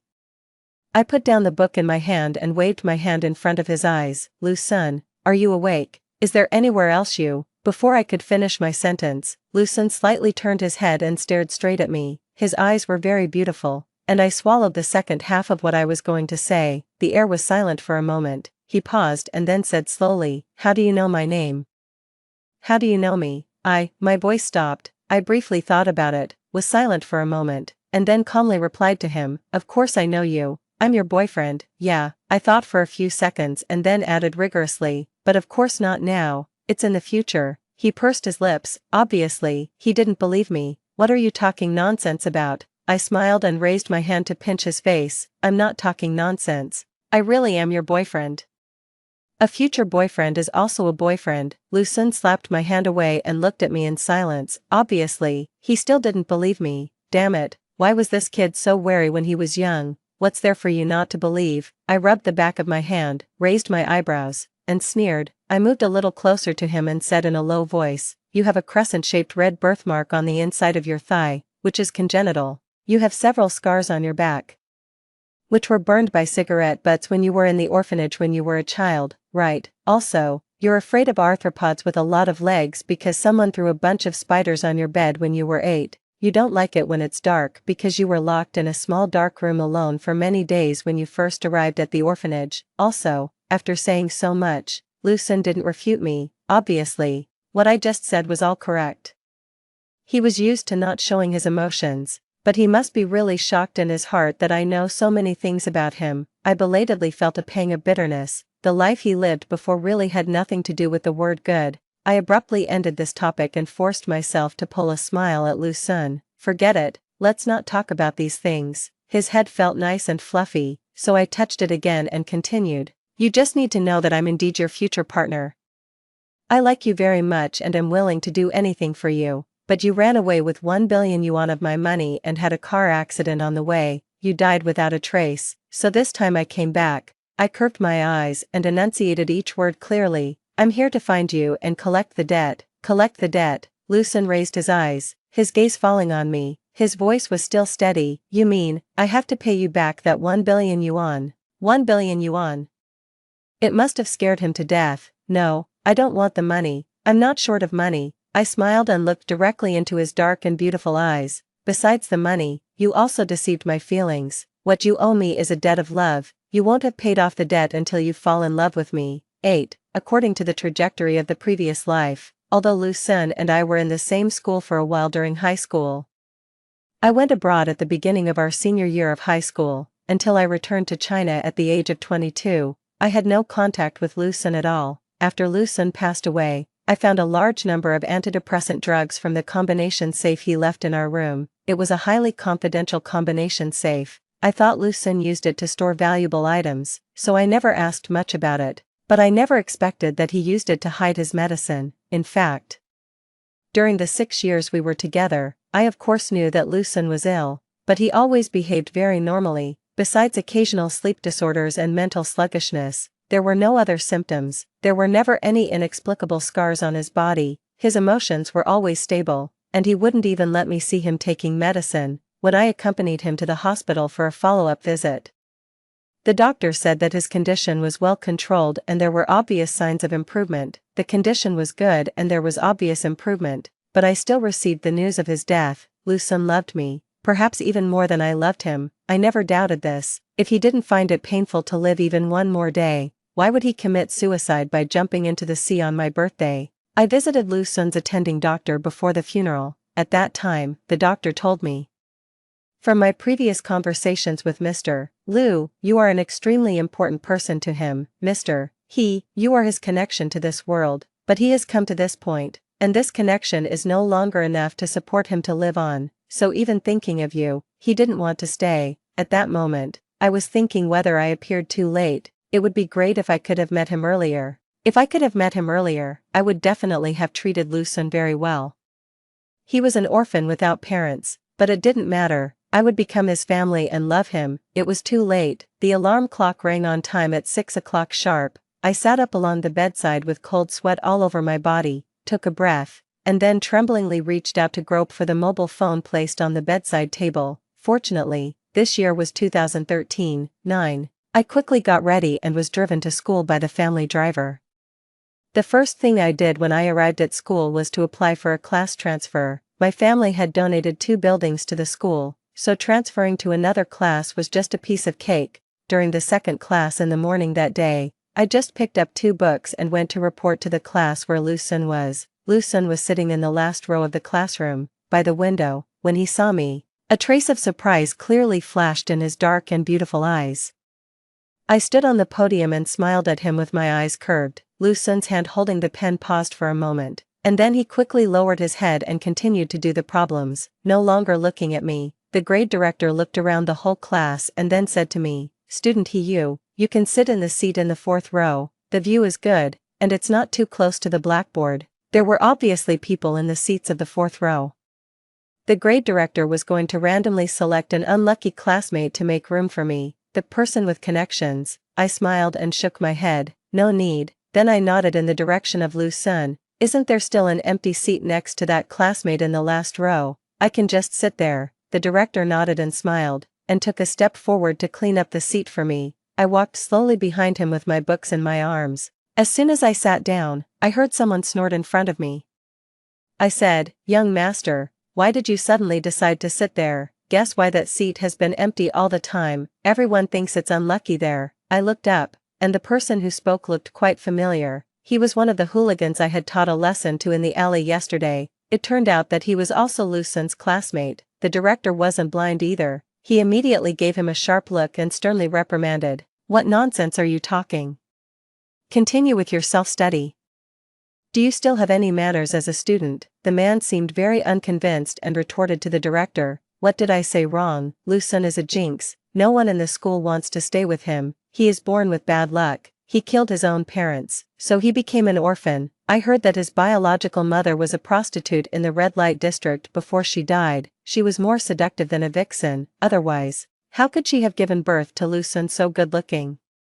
His adoptive parents don't like him either, right? They either beat or scold him every day. It's all retribution." The words became more and more unpleasant. The director's dignity was completely lost, and he was furious. He turned around and smiled apologetically at me, then grabbed the man by the collar and took him outside the classroom. I didn't say anything and turned my head to look at Lucian's reaction. He didn't react much. From beginning to end, he didn't even lift his eyelids.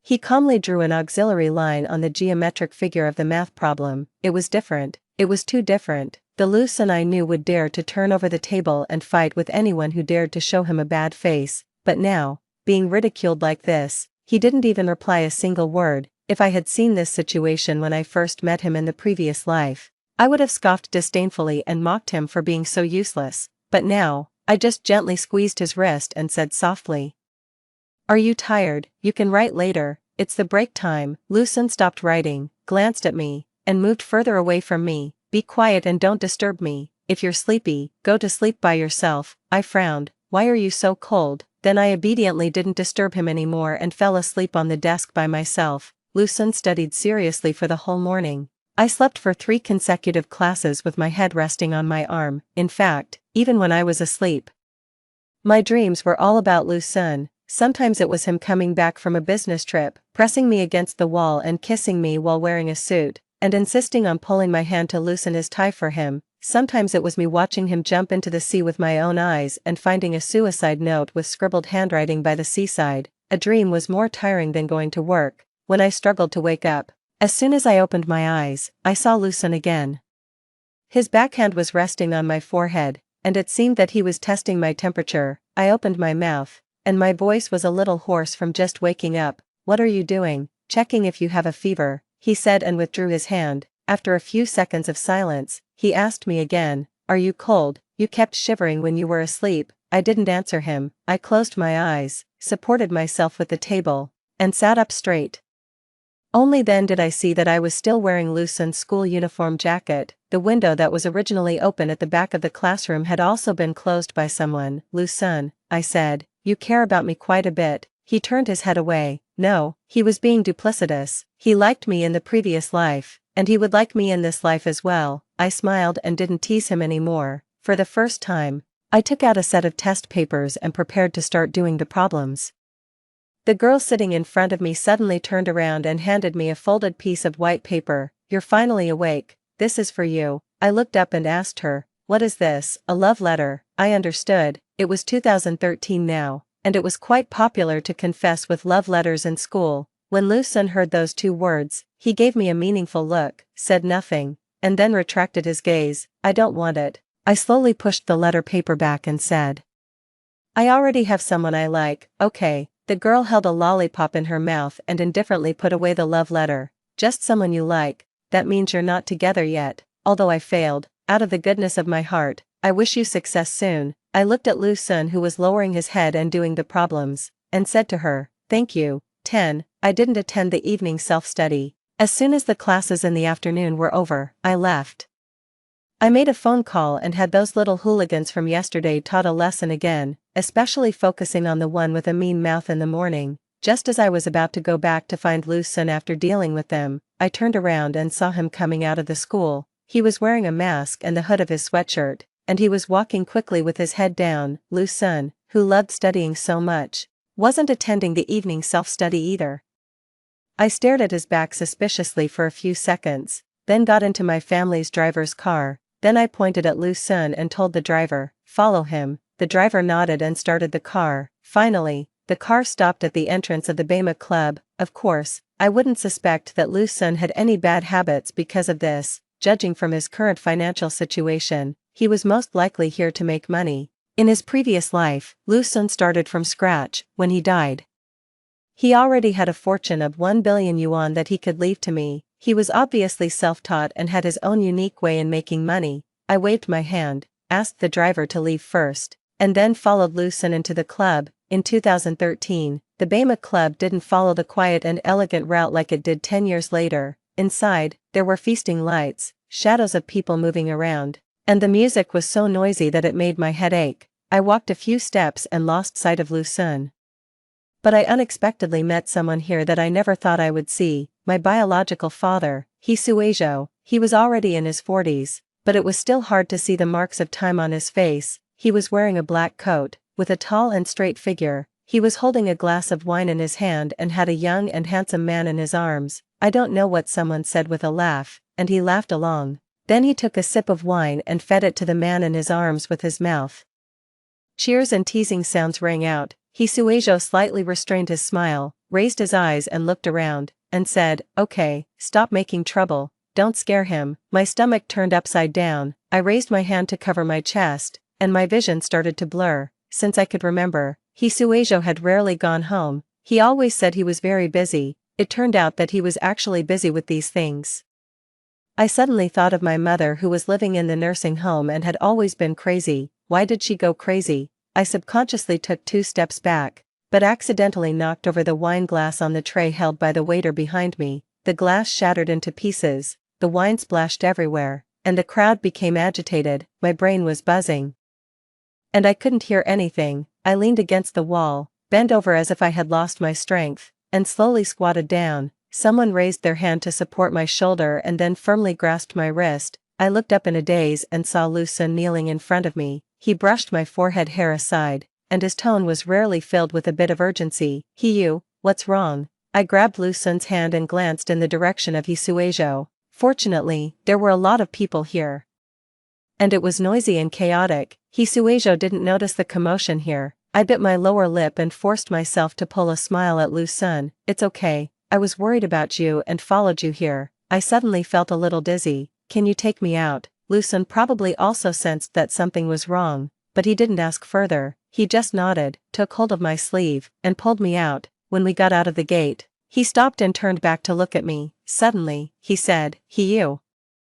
I didn't do anything I shouldn't have done here, huh?" I was still thinking about the scene just now, and I didn't react for a moment to what Lu Sun was saying. Lu Sun continued, "The people who come to consume in this club are either rich or noble, and there are even many celebrities. So the MBs here also want to learn some new and presentable knowledge to please the customers. I occasionally come here to give them lessons and earn some money." Now I understood what he was talking about. He was explaining to me why he was in such a place after school. I looked at Lu Sun's face, which was even more handsome and charming under the beautiful lights. After hesitating for a moment, I finally reached out and gently hugged him. Lu Sun's body stiffened slightly, but at least he didn't push me away. So I pushed my luck and rested my chin on his shoulder. I said, "I know, Lu Sun, you've worked hard." 11. The He family had a single-family villa in the west of the city. After my mother moved into the nursing home, I had been living there alone. I didn't dare to turn on the light when I returned to my room. Images of He Suizhou flashed through my mind like a movie. I once asked He Suizhou why he never visited my mother. At that time, he said, "There's nothing to see. She just couldn't think things through and forced herself into a dead end." I stayed up until the second half of the night with my eyes open. I got up and rummaged through the cabinets to find the sleeping pills. I took several pills in a row and barely fell asleep. In my dream, I saw Lu Sun from the previous life again. At that time, although we were already together, in fact, we didn't get to be together very often. When he was busy, he worked like crazy. He had been running around outside for a long time, and it was common for him to sleep only 4 hours in 3 days. Work was more important than anything else in his eyes. There was only one exception. It was when I was sick. He left his work behind and rushed back overnight to take care of me. It seemed to be a busy working day for both of us. Lucen was on a business trip in another place. I felt a little headache when I got up in the morning, but I didn't take it seriously. As a result, I had a high fever before evening. I tried my best to deal with my work. My friend couldn't stand it and told Lucen. Lucen immediately called me back. His tone was normal.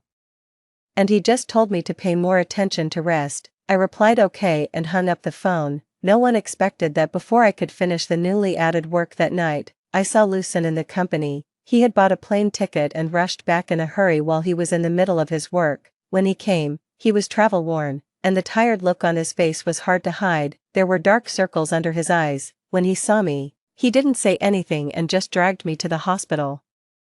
In the middle of the night, I woke up from the fever. I sat up along the bedside of the hospital bed in a daze. When I saw Lucen sleeping with his eyes closed at the head of my bed, I covered him with a piece of clothing. My movement was very light, but Lucen had a light sleep. His eyelashes trembled slightly, and he opened his eyes immediately. In fact, I felt sorry for him for running back and forth, but at that time, I had a stubborn personality.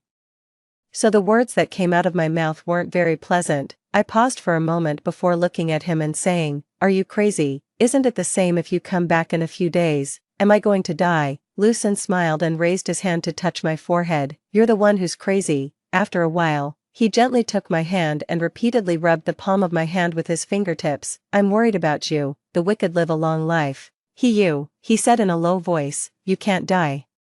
What would I do if you died? At that time, I really didn't understand what he was worried about. I coughed a few times and pulled my hand out of his. "You're cursing me. It's just a fever. Do I look like I'm going to die?" Lucen stared at me for a while, and finally said nothing. He pressed me back down to lie down, tucked the corner of the quilt for me, and turned around and walked out of the ward. The next day, my fever had almost subsided. Lucen watched me finish taking the medicine, took out his phone, and started booking a plane ticket again. I asked him, "Where are you going?" Lucen didn't even look up. "Going back to work." I frowned and softened my tone. I touched the back of his hand with the hand that still had the retention needle inserted. "Don't go. You're so tired that you've lost all your color. If you keep working continuously for 2 more days, you'll end up in the hospital bed and be sicker than me." Lucen didn't listen to a word of it.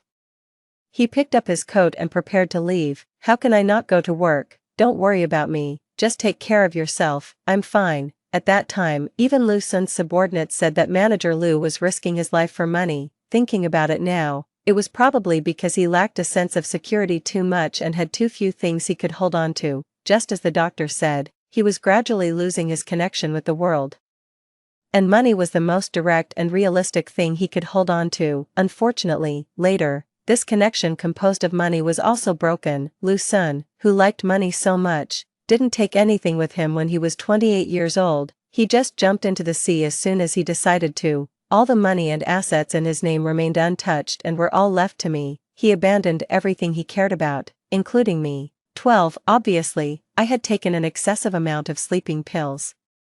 But I was still haunted by nightmares all night. When I woke up the next day, it was almost afternoon. Fortunately, today was the weekend. I went out and wandered around near Lucen's house. At the same time, I was thinking about what excuse I could come up with to find him today. Suddenly, a little stray cat jumped out from the low bushes beside me. It looked dirty all over and was not much bigger than my palm. It was quite friendly. I didn't have any food on me, but it still slowly approached and rubbed its head against me from time to time. I touched the kitten's head. I was about to leave when the doctor's words suddenly flashed through my mind. Establish his connection with the world. Raising a small animal that depends on him for everything from birth to death. Eating, drinking, and defecating. Isn't that a connection? I immediately asked someone to bring cat food and fed the kitten some. I also waited for that little stray cat for several days in a row. Every day after I met it, I led it to the path that Lucen must take on his way home and fed it something. As time passed, the kitten became familiar with me. Lucen also began to notice it. One day after school, it rained. Lucen walked on the road with his hands in his pockets.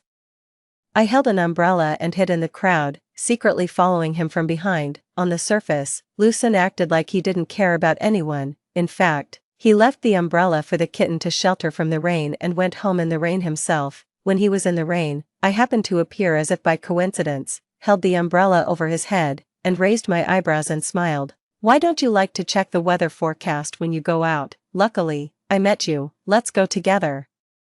Lucien pursed his lips and didn't refuse. He said to me, thank you. He was a little taller than me. After walking only 2 steps, he became the one holding the umbrella. I lowered my eyes slightly and could see that the hand holding the umbrella handle was fair, slender, and had distinct knuckles. The umbrella handle was tilted. He controlled the strength and always tilted the umbrella towards me a little. It was raining on the long street, and the tree-lined path was long.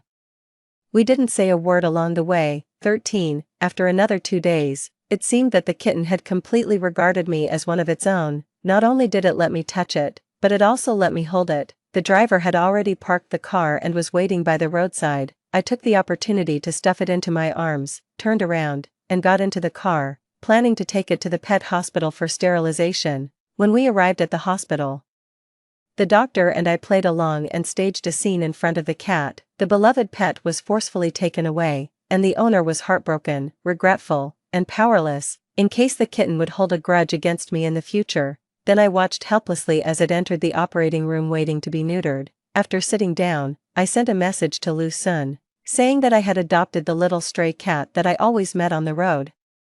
Then I heard someone call my name in surprise beside me. You. I turned around and saw it was the girl who had given me a love letter in class before. It's really you, she said with a smile in her eyes and eyebrows. Is that little cat yours? I thought you would like a breed like a ragdoll. I didn't expect you to adopt a little stray cat. Did you pick it up? I put away my phone and curled the corners of my lips. Yes. I met it on the roadside. You adopted it as soon as you met it.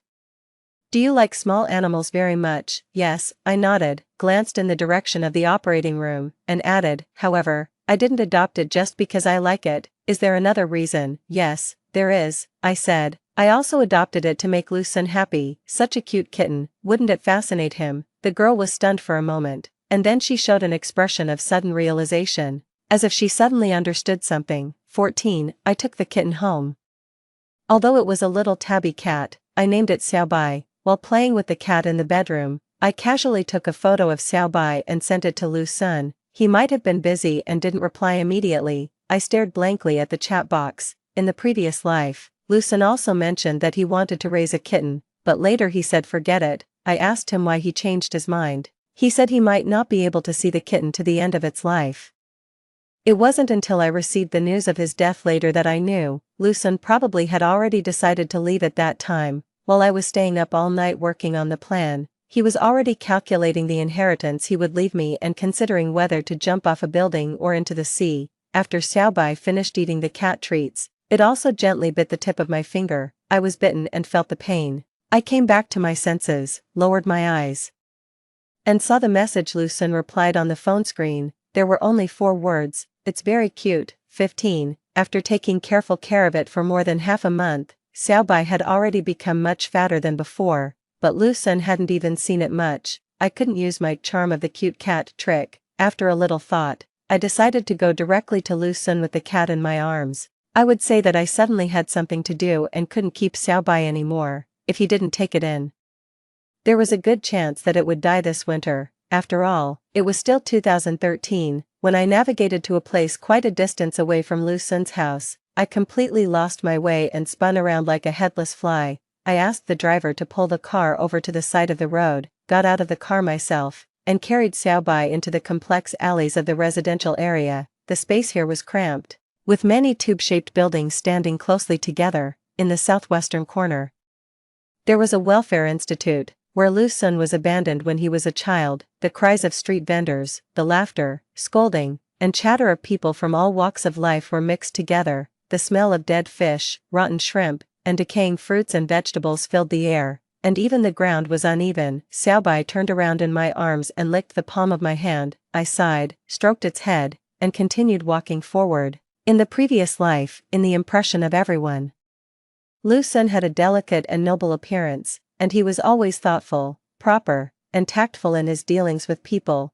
When dealing with business matters, he was even able to handle things with ease in front of various experienced business veterans at a young age. Just from the surface, it was really hard for others to believe that he grew up in such a place. After turning and winding for a long way, I stopped in front of a tube-shaped building that was still extremely shabby among the many dilapidated tube-shaped buildings. I guessed that going through the door on the left on the second floor of this building was Lu Sun's home. As soon as I raised my foot and was about to go up, there came a sound of smashing pots, pans, and bowls from the iron door with poor sound insulation. Then a pair of middle-aged men and women started to scold each other sharply.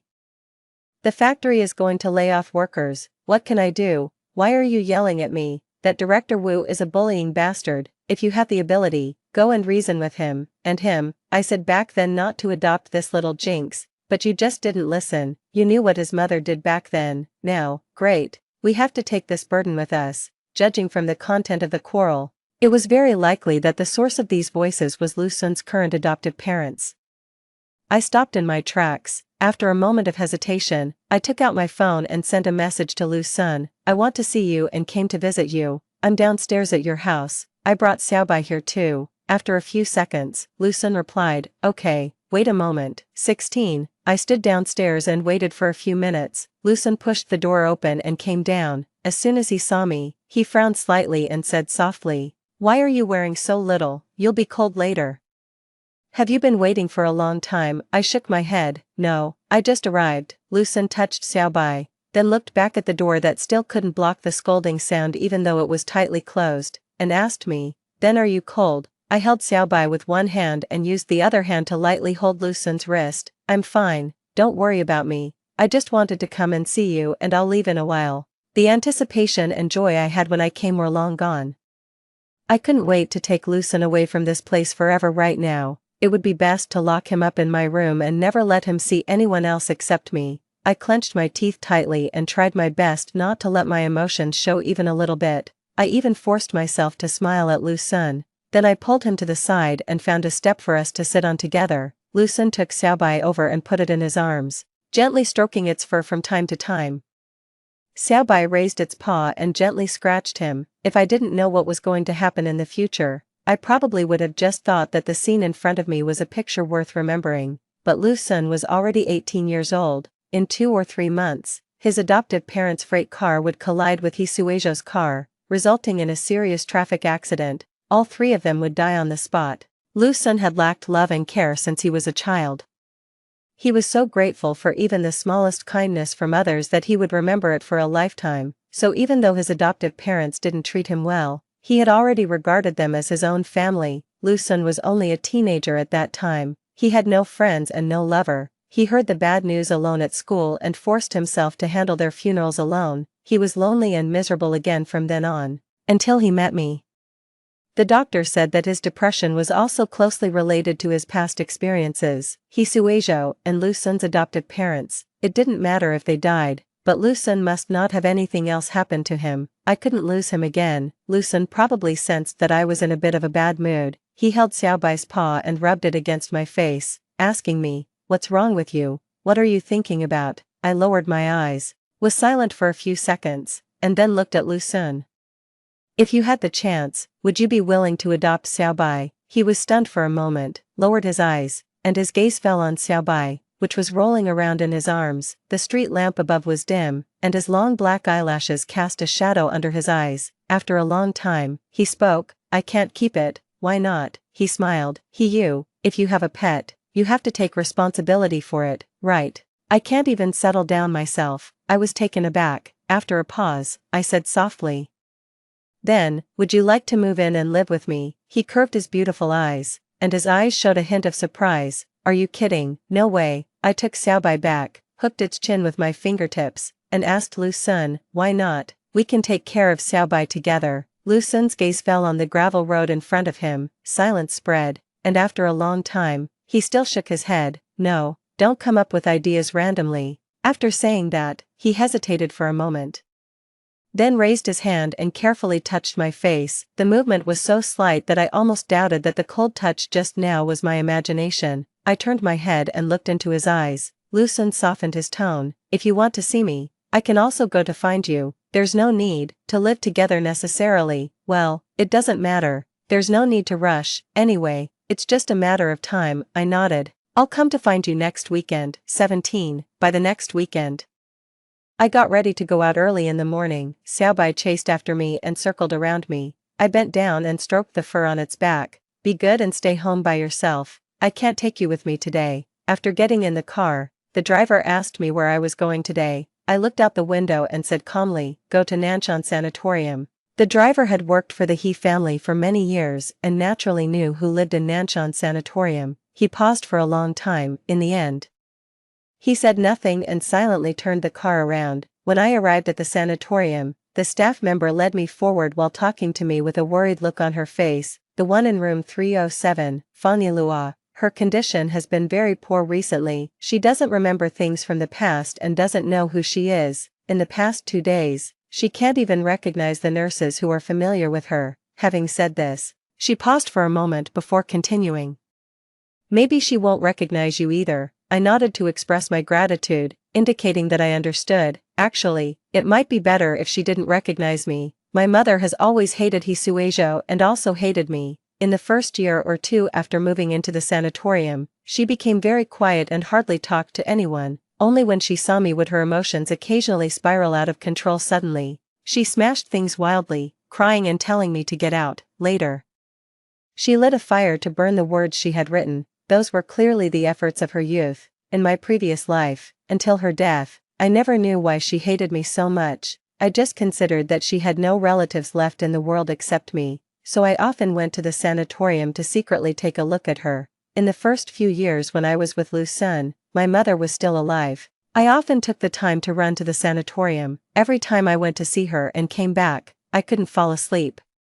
Lu Sun would stay up with me, holding me in his arms and staying awake with me all night. When it was almost dawn and I was drowsy and just fell asleep, I would soon wake up suddenly, talking nonsense. Lu Sun would pat my back, lower his eyes and kiss my forehead, and say softly, "It's okay, you, go to sleep, I'm here." At that time, I didn't know why Fanyalua hated me. Now I know. Hisuejo likes men. He has never liked her. All the former affection was fake. Saying that he would marry her and be good to her for a lifetime was also fake. It was just a charade he put on for the sake of carrying on the family line. Fanyalua had been alone for many years. When she met Hisuejo, she thought she had met the redemption of her life. How could she accept it? The lover, love, marriage, and family that she had finally obtained.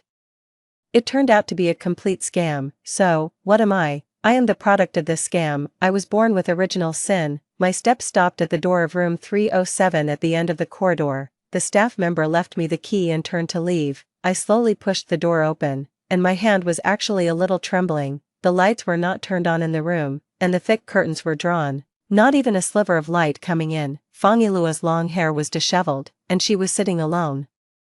When the door opened, she turned her head and saw me. Her gaze remained fixed, as if nailed to me. After a long time, she suddenly let out a sharp laugh, her shoulders shaking with laughter. Pointing her finger in my direction, she kept laughing, and her voice was hoarse and unpleasant. "You're here. Why are you here? Where's Hisuejo?" Her tone suddenly rose. "Speak. Why don't you speak? Where's Hisuejo? He never comes to see me. Is he already dead? Why haven't you died yet?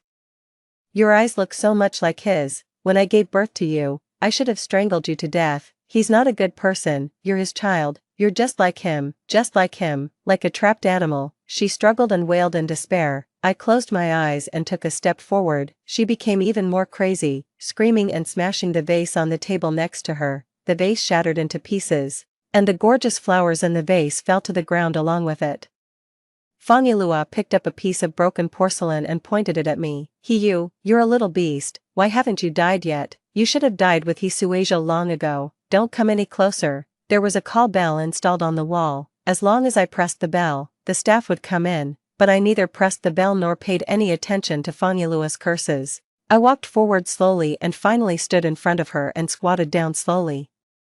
The broken porcelain pierced into my palm, and immediately, bright red blood kept oozing out. Fanyalua let go of her hand in a panic and stepped back. I took a deep breath. For the first time in both this life and the previous life, I reached out and gently hugged her. "I can't die," I said. "There are people in this world that I care about very much. If he leaves me, he won't be able to survive. But I promise you, Hisuejo, he definitely won't live through this year. What he owes you, he should pay back." 18. I don't remember how I left the sanatorium that day and how I got to the downstairs of the dilapidated tube-shaped building where Lu Sun is currently living. It was already dark when I arrived. I wanted to take out my phone to send a message to Lu Sun, but my eyes went dark in waves, and I couldn't see the words clearly at all. I could only stumble forward blindly. The girl who gave me a love letter in class a few days ago said to me, "I understand why you rejected my love letter. You are gay, you only like boys, right?" No. At that time, I looked at her, shook my head, and smiled. "I only like Lucien, I only like Lucien. In fact, he is the only relative I have left." The lights in the alley were in disrepair and extremely dim. Now that my eyes were not in good condition, the visibility was made even worse. I don't know how long I walked. Suddenly, a door in front opened, and a little light from the room shone out. There was a person standing in the light, with a handsome and tall figure. It was Lucien. I quickened my pace and walked over as if grabbing at a life-saving straw. But when I was about to touch him, I retracted my hand. I heard my own hoarse and weak voice. "Lucien, are you real?" The light and shadow kept flickering. The picture of Lucien committing suicide by jumping into the sea in front of me kept repeating uncontrollably in my mind. In front of me, was he really still there?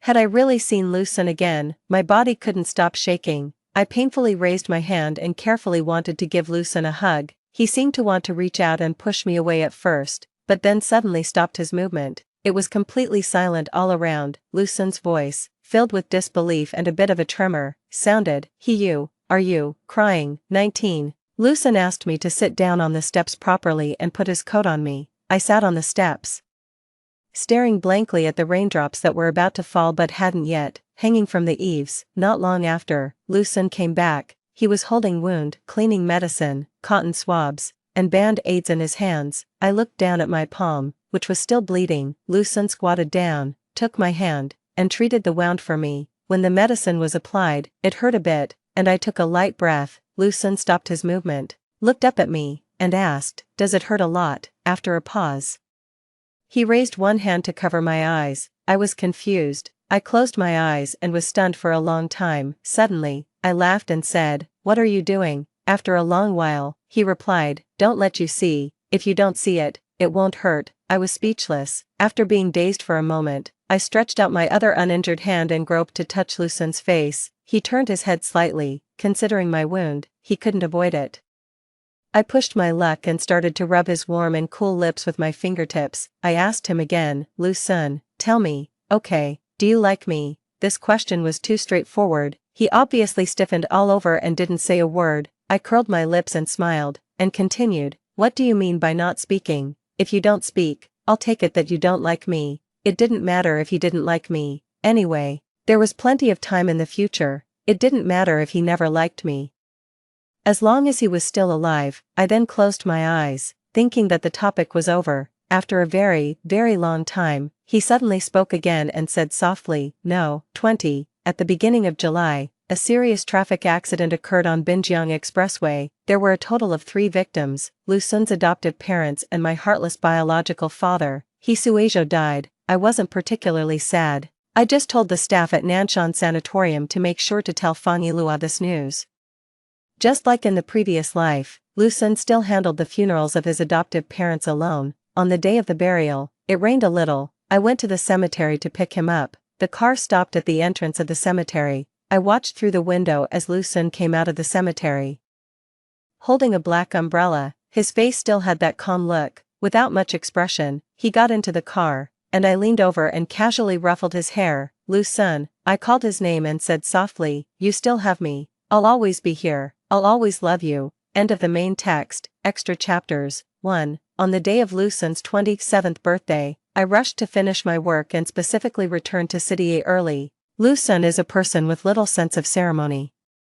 Like in previous years, he isn't very interested in celebrating his birthday, but for me, this is a very happy thing. At least it shows that Lucien has safely and smoothly spent another year. I pinched his face and told him to sit down quickly. Then I brought the cake with candles in front of him and said coldly, "Blow out the candles and make a wish. Say that you will love me forever." He pursed his lips, rarely. He didn't resist, he just looked at me and said in a low voice, "Wishes won't come true if you say them out loud." I looked at him, "Then don't say it out loud, make the wish in your heart." Lucien closed his eyes. After a few seconds, he opened his eyes. Then, without any warning, he suddenly leaned over and his lips gently touched mine. It seemed like a kiss. I was stunned all of a sudden. Lu Sun said, "Just now, I didn't make any wish. The thing you mentioned doesn't need to be wished for to come true. Leave the wish for you." He propped his chin and looked at me, with a layer of smile in the corners of his eyes and eyebrows. He asked me, "What's your wish?" I stared at him for a long time and didn't say anything.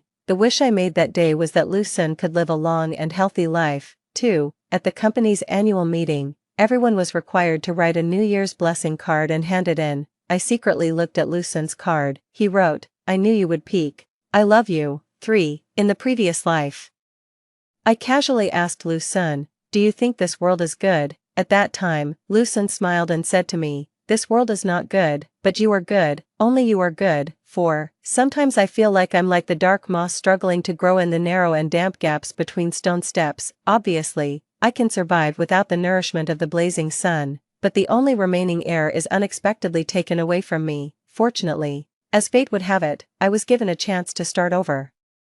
I gritted my teeth as I finished reading the suicide note and put the letter away. The world is full of complications. You must always love me. 5. When I first returned to China in my previous life and first met Lu Sun, he was fighting with someone. This person had really bad manners at that time, constantly swearing at the other person's family. Seeing that the conflict, which had finally eased a bit, was about to intensify again, I quickly stepped forward and grabbed Lu Sun's hand, pulling him behind me a little. "That's enough, shut up." Lu Sun gets angry at everyone, but surprisingly, he listens to me. After being pulled by me, he lowered his eyes and looked at his hand, and actually calmed down. 6. I woke up again suddenly. In the dream, there was a pitch black and vast sea, with strong winds and high waves, deep and dangerous. Lu Sun, with his back to me, jumped down without saying a word. Without even a moment of hesitation, cold sweat slid down from my forehead hair, and my heartbeat thudded heavily into my chest. I sat on the bed a little dazedly, thinking why it wasn't me who died. A hand reached over from the side, touching my back along my waist and patting me gently twice. "You, wake up." Lu Sun turned on the light, sat up, and hugged me into his arms. "That was a dream. I'm here."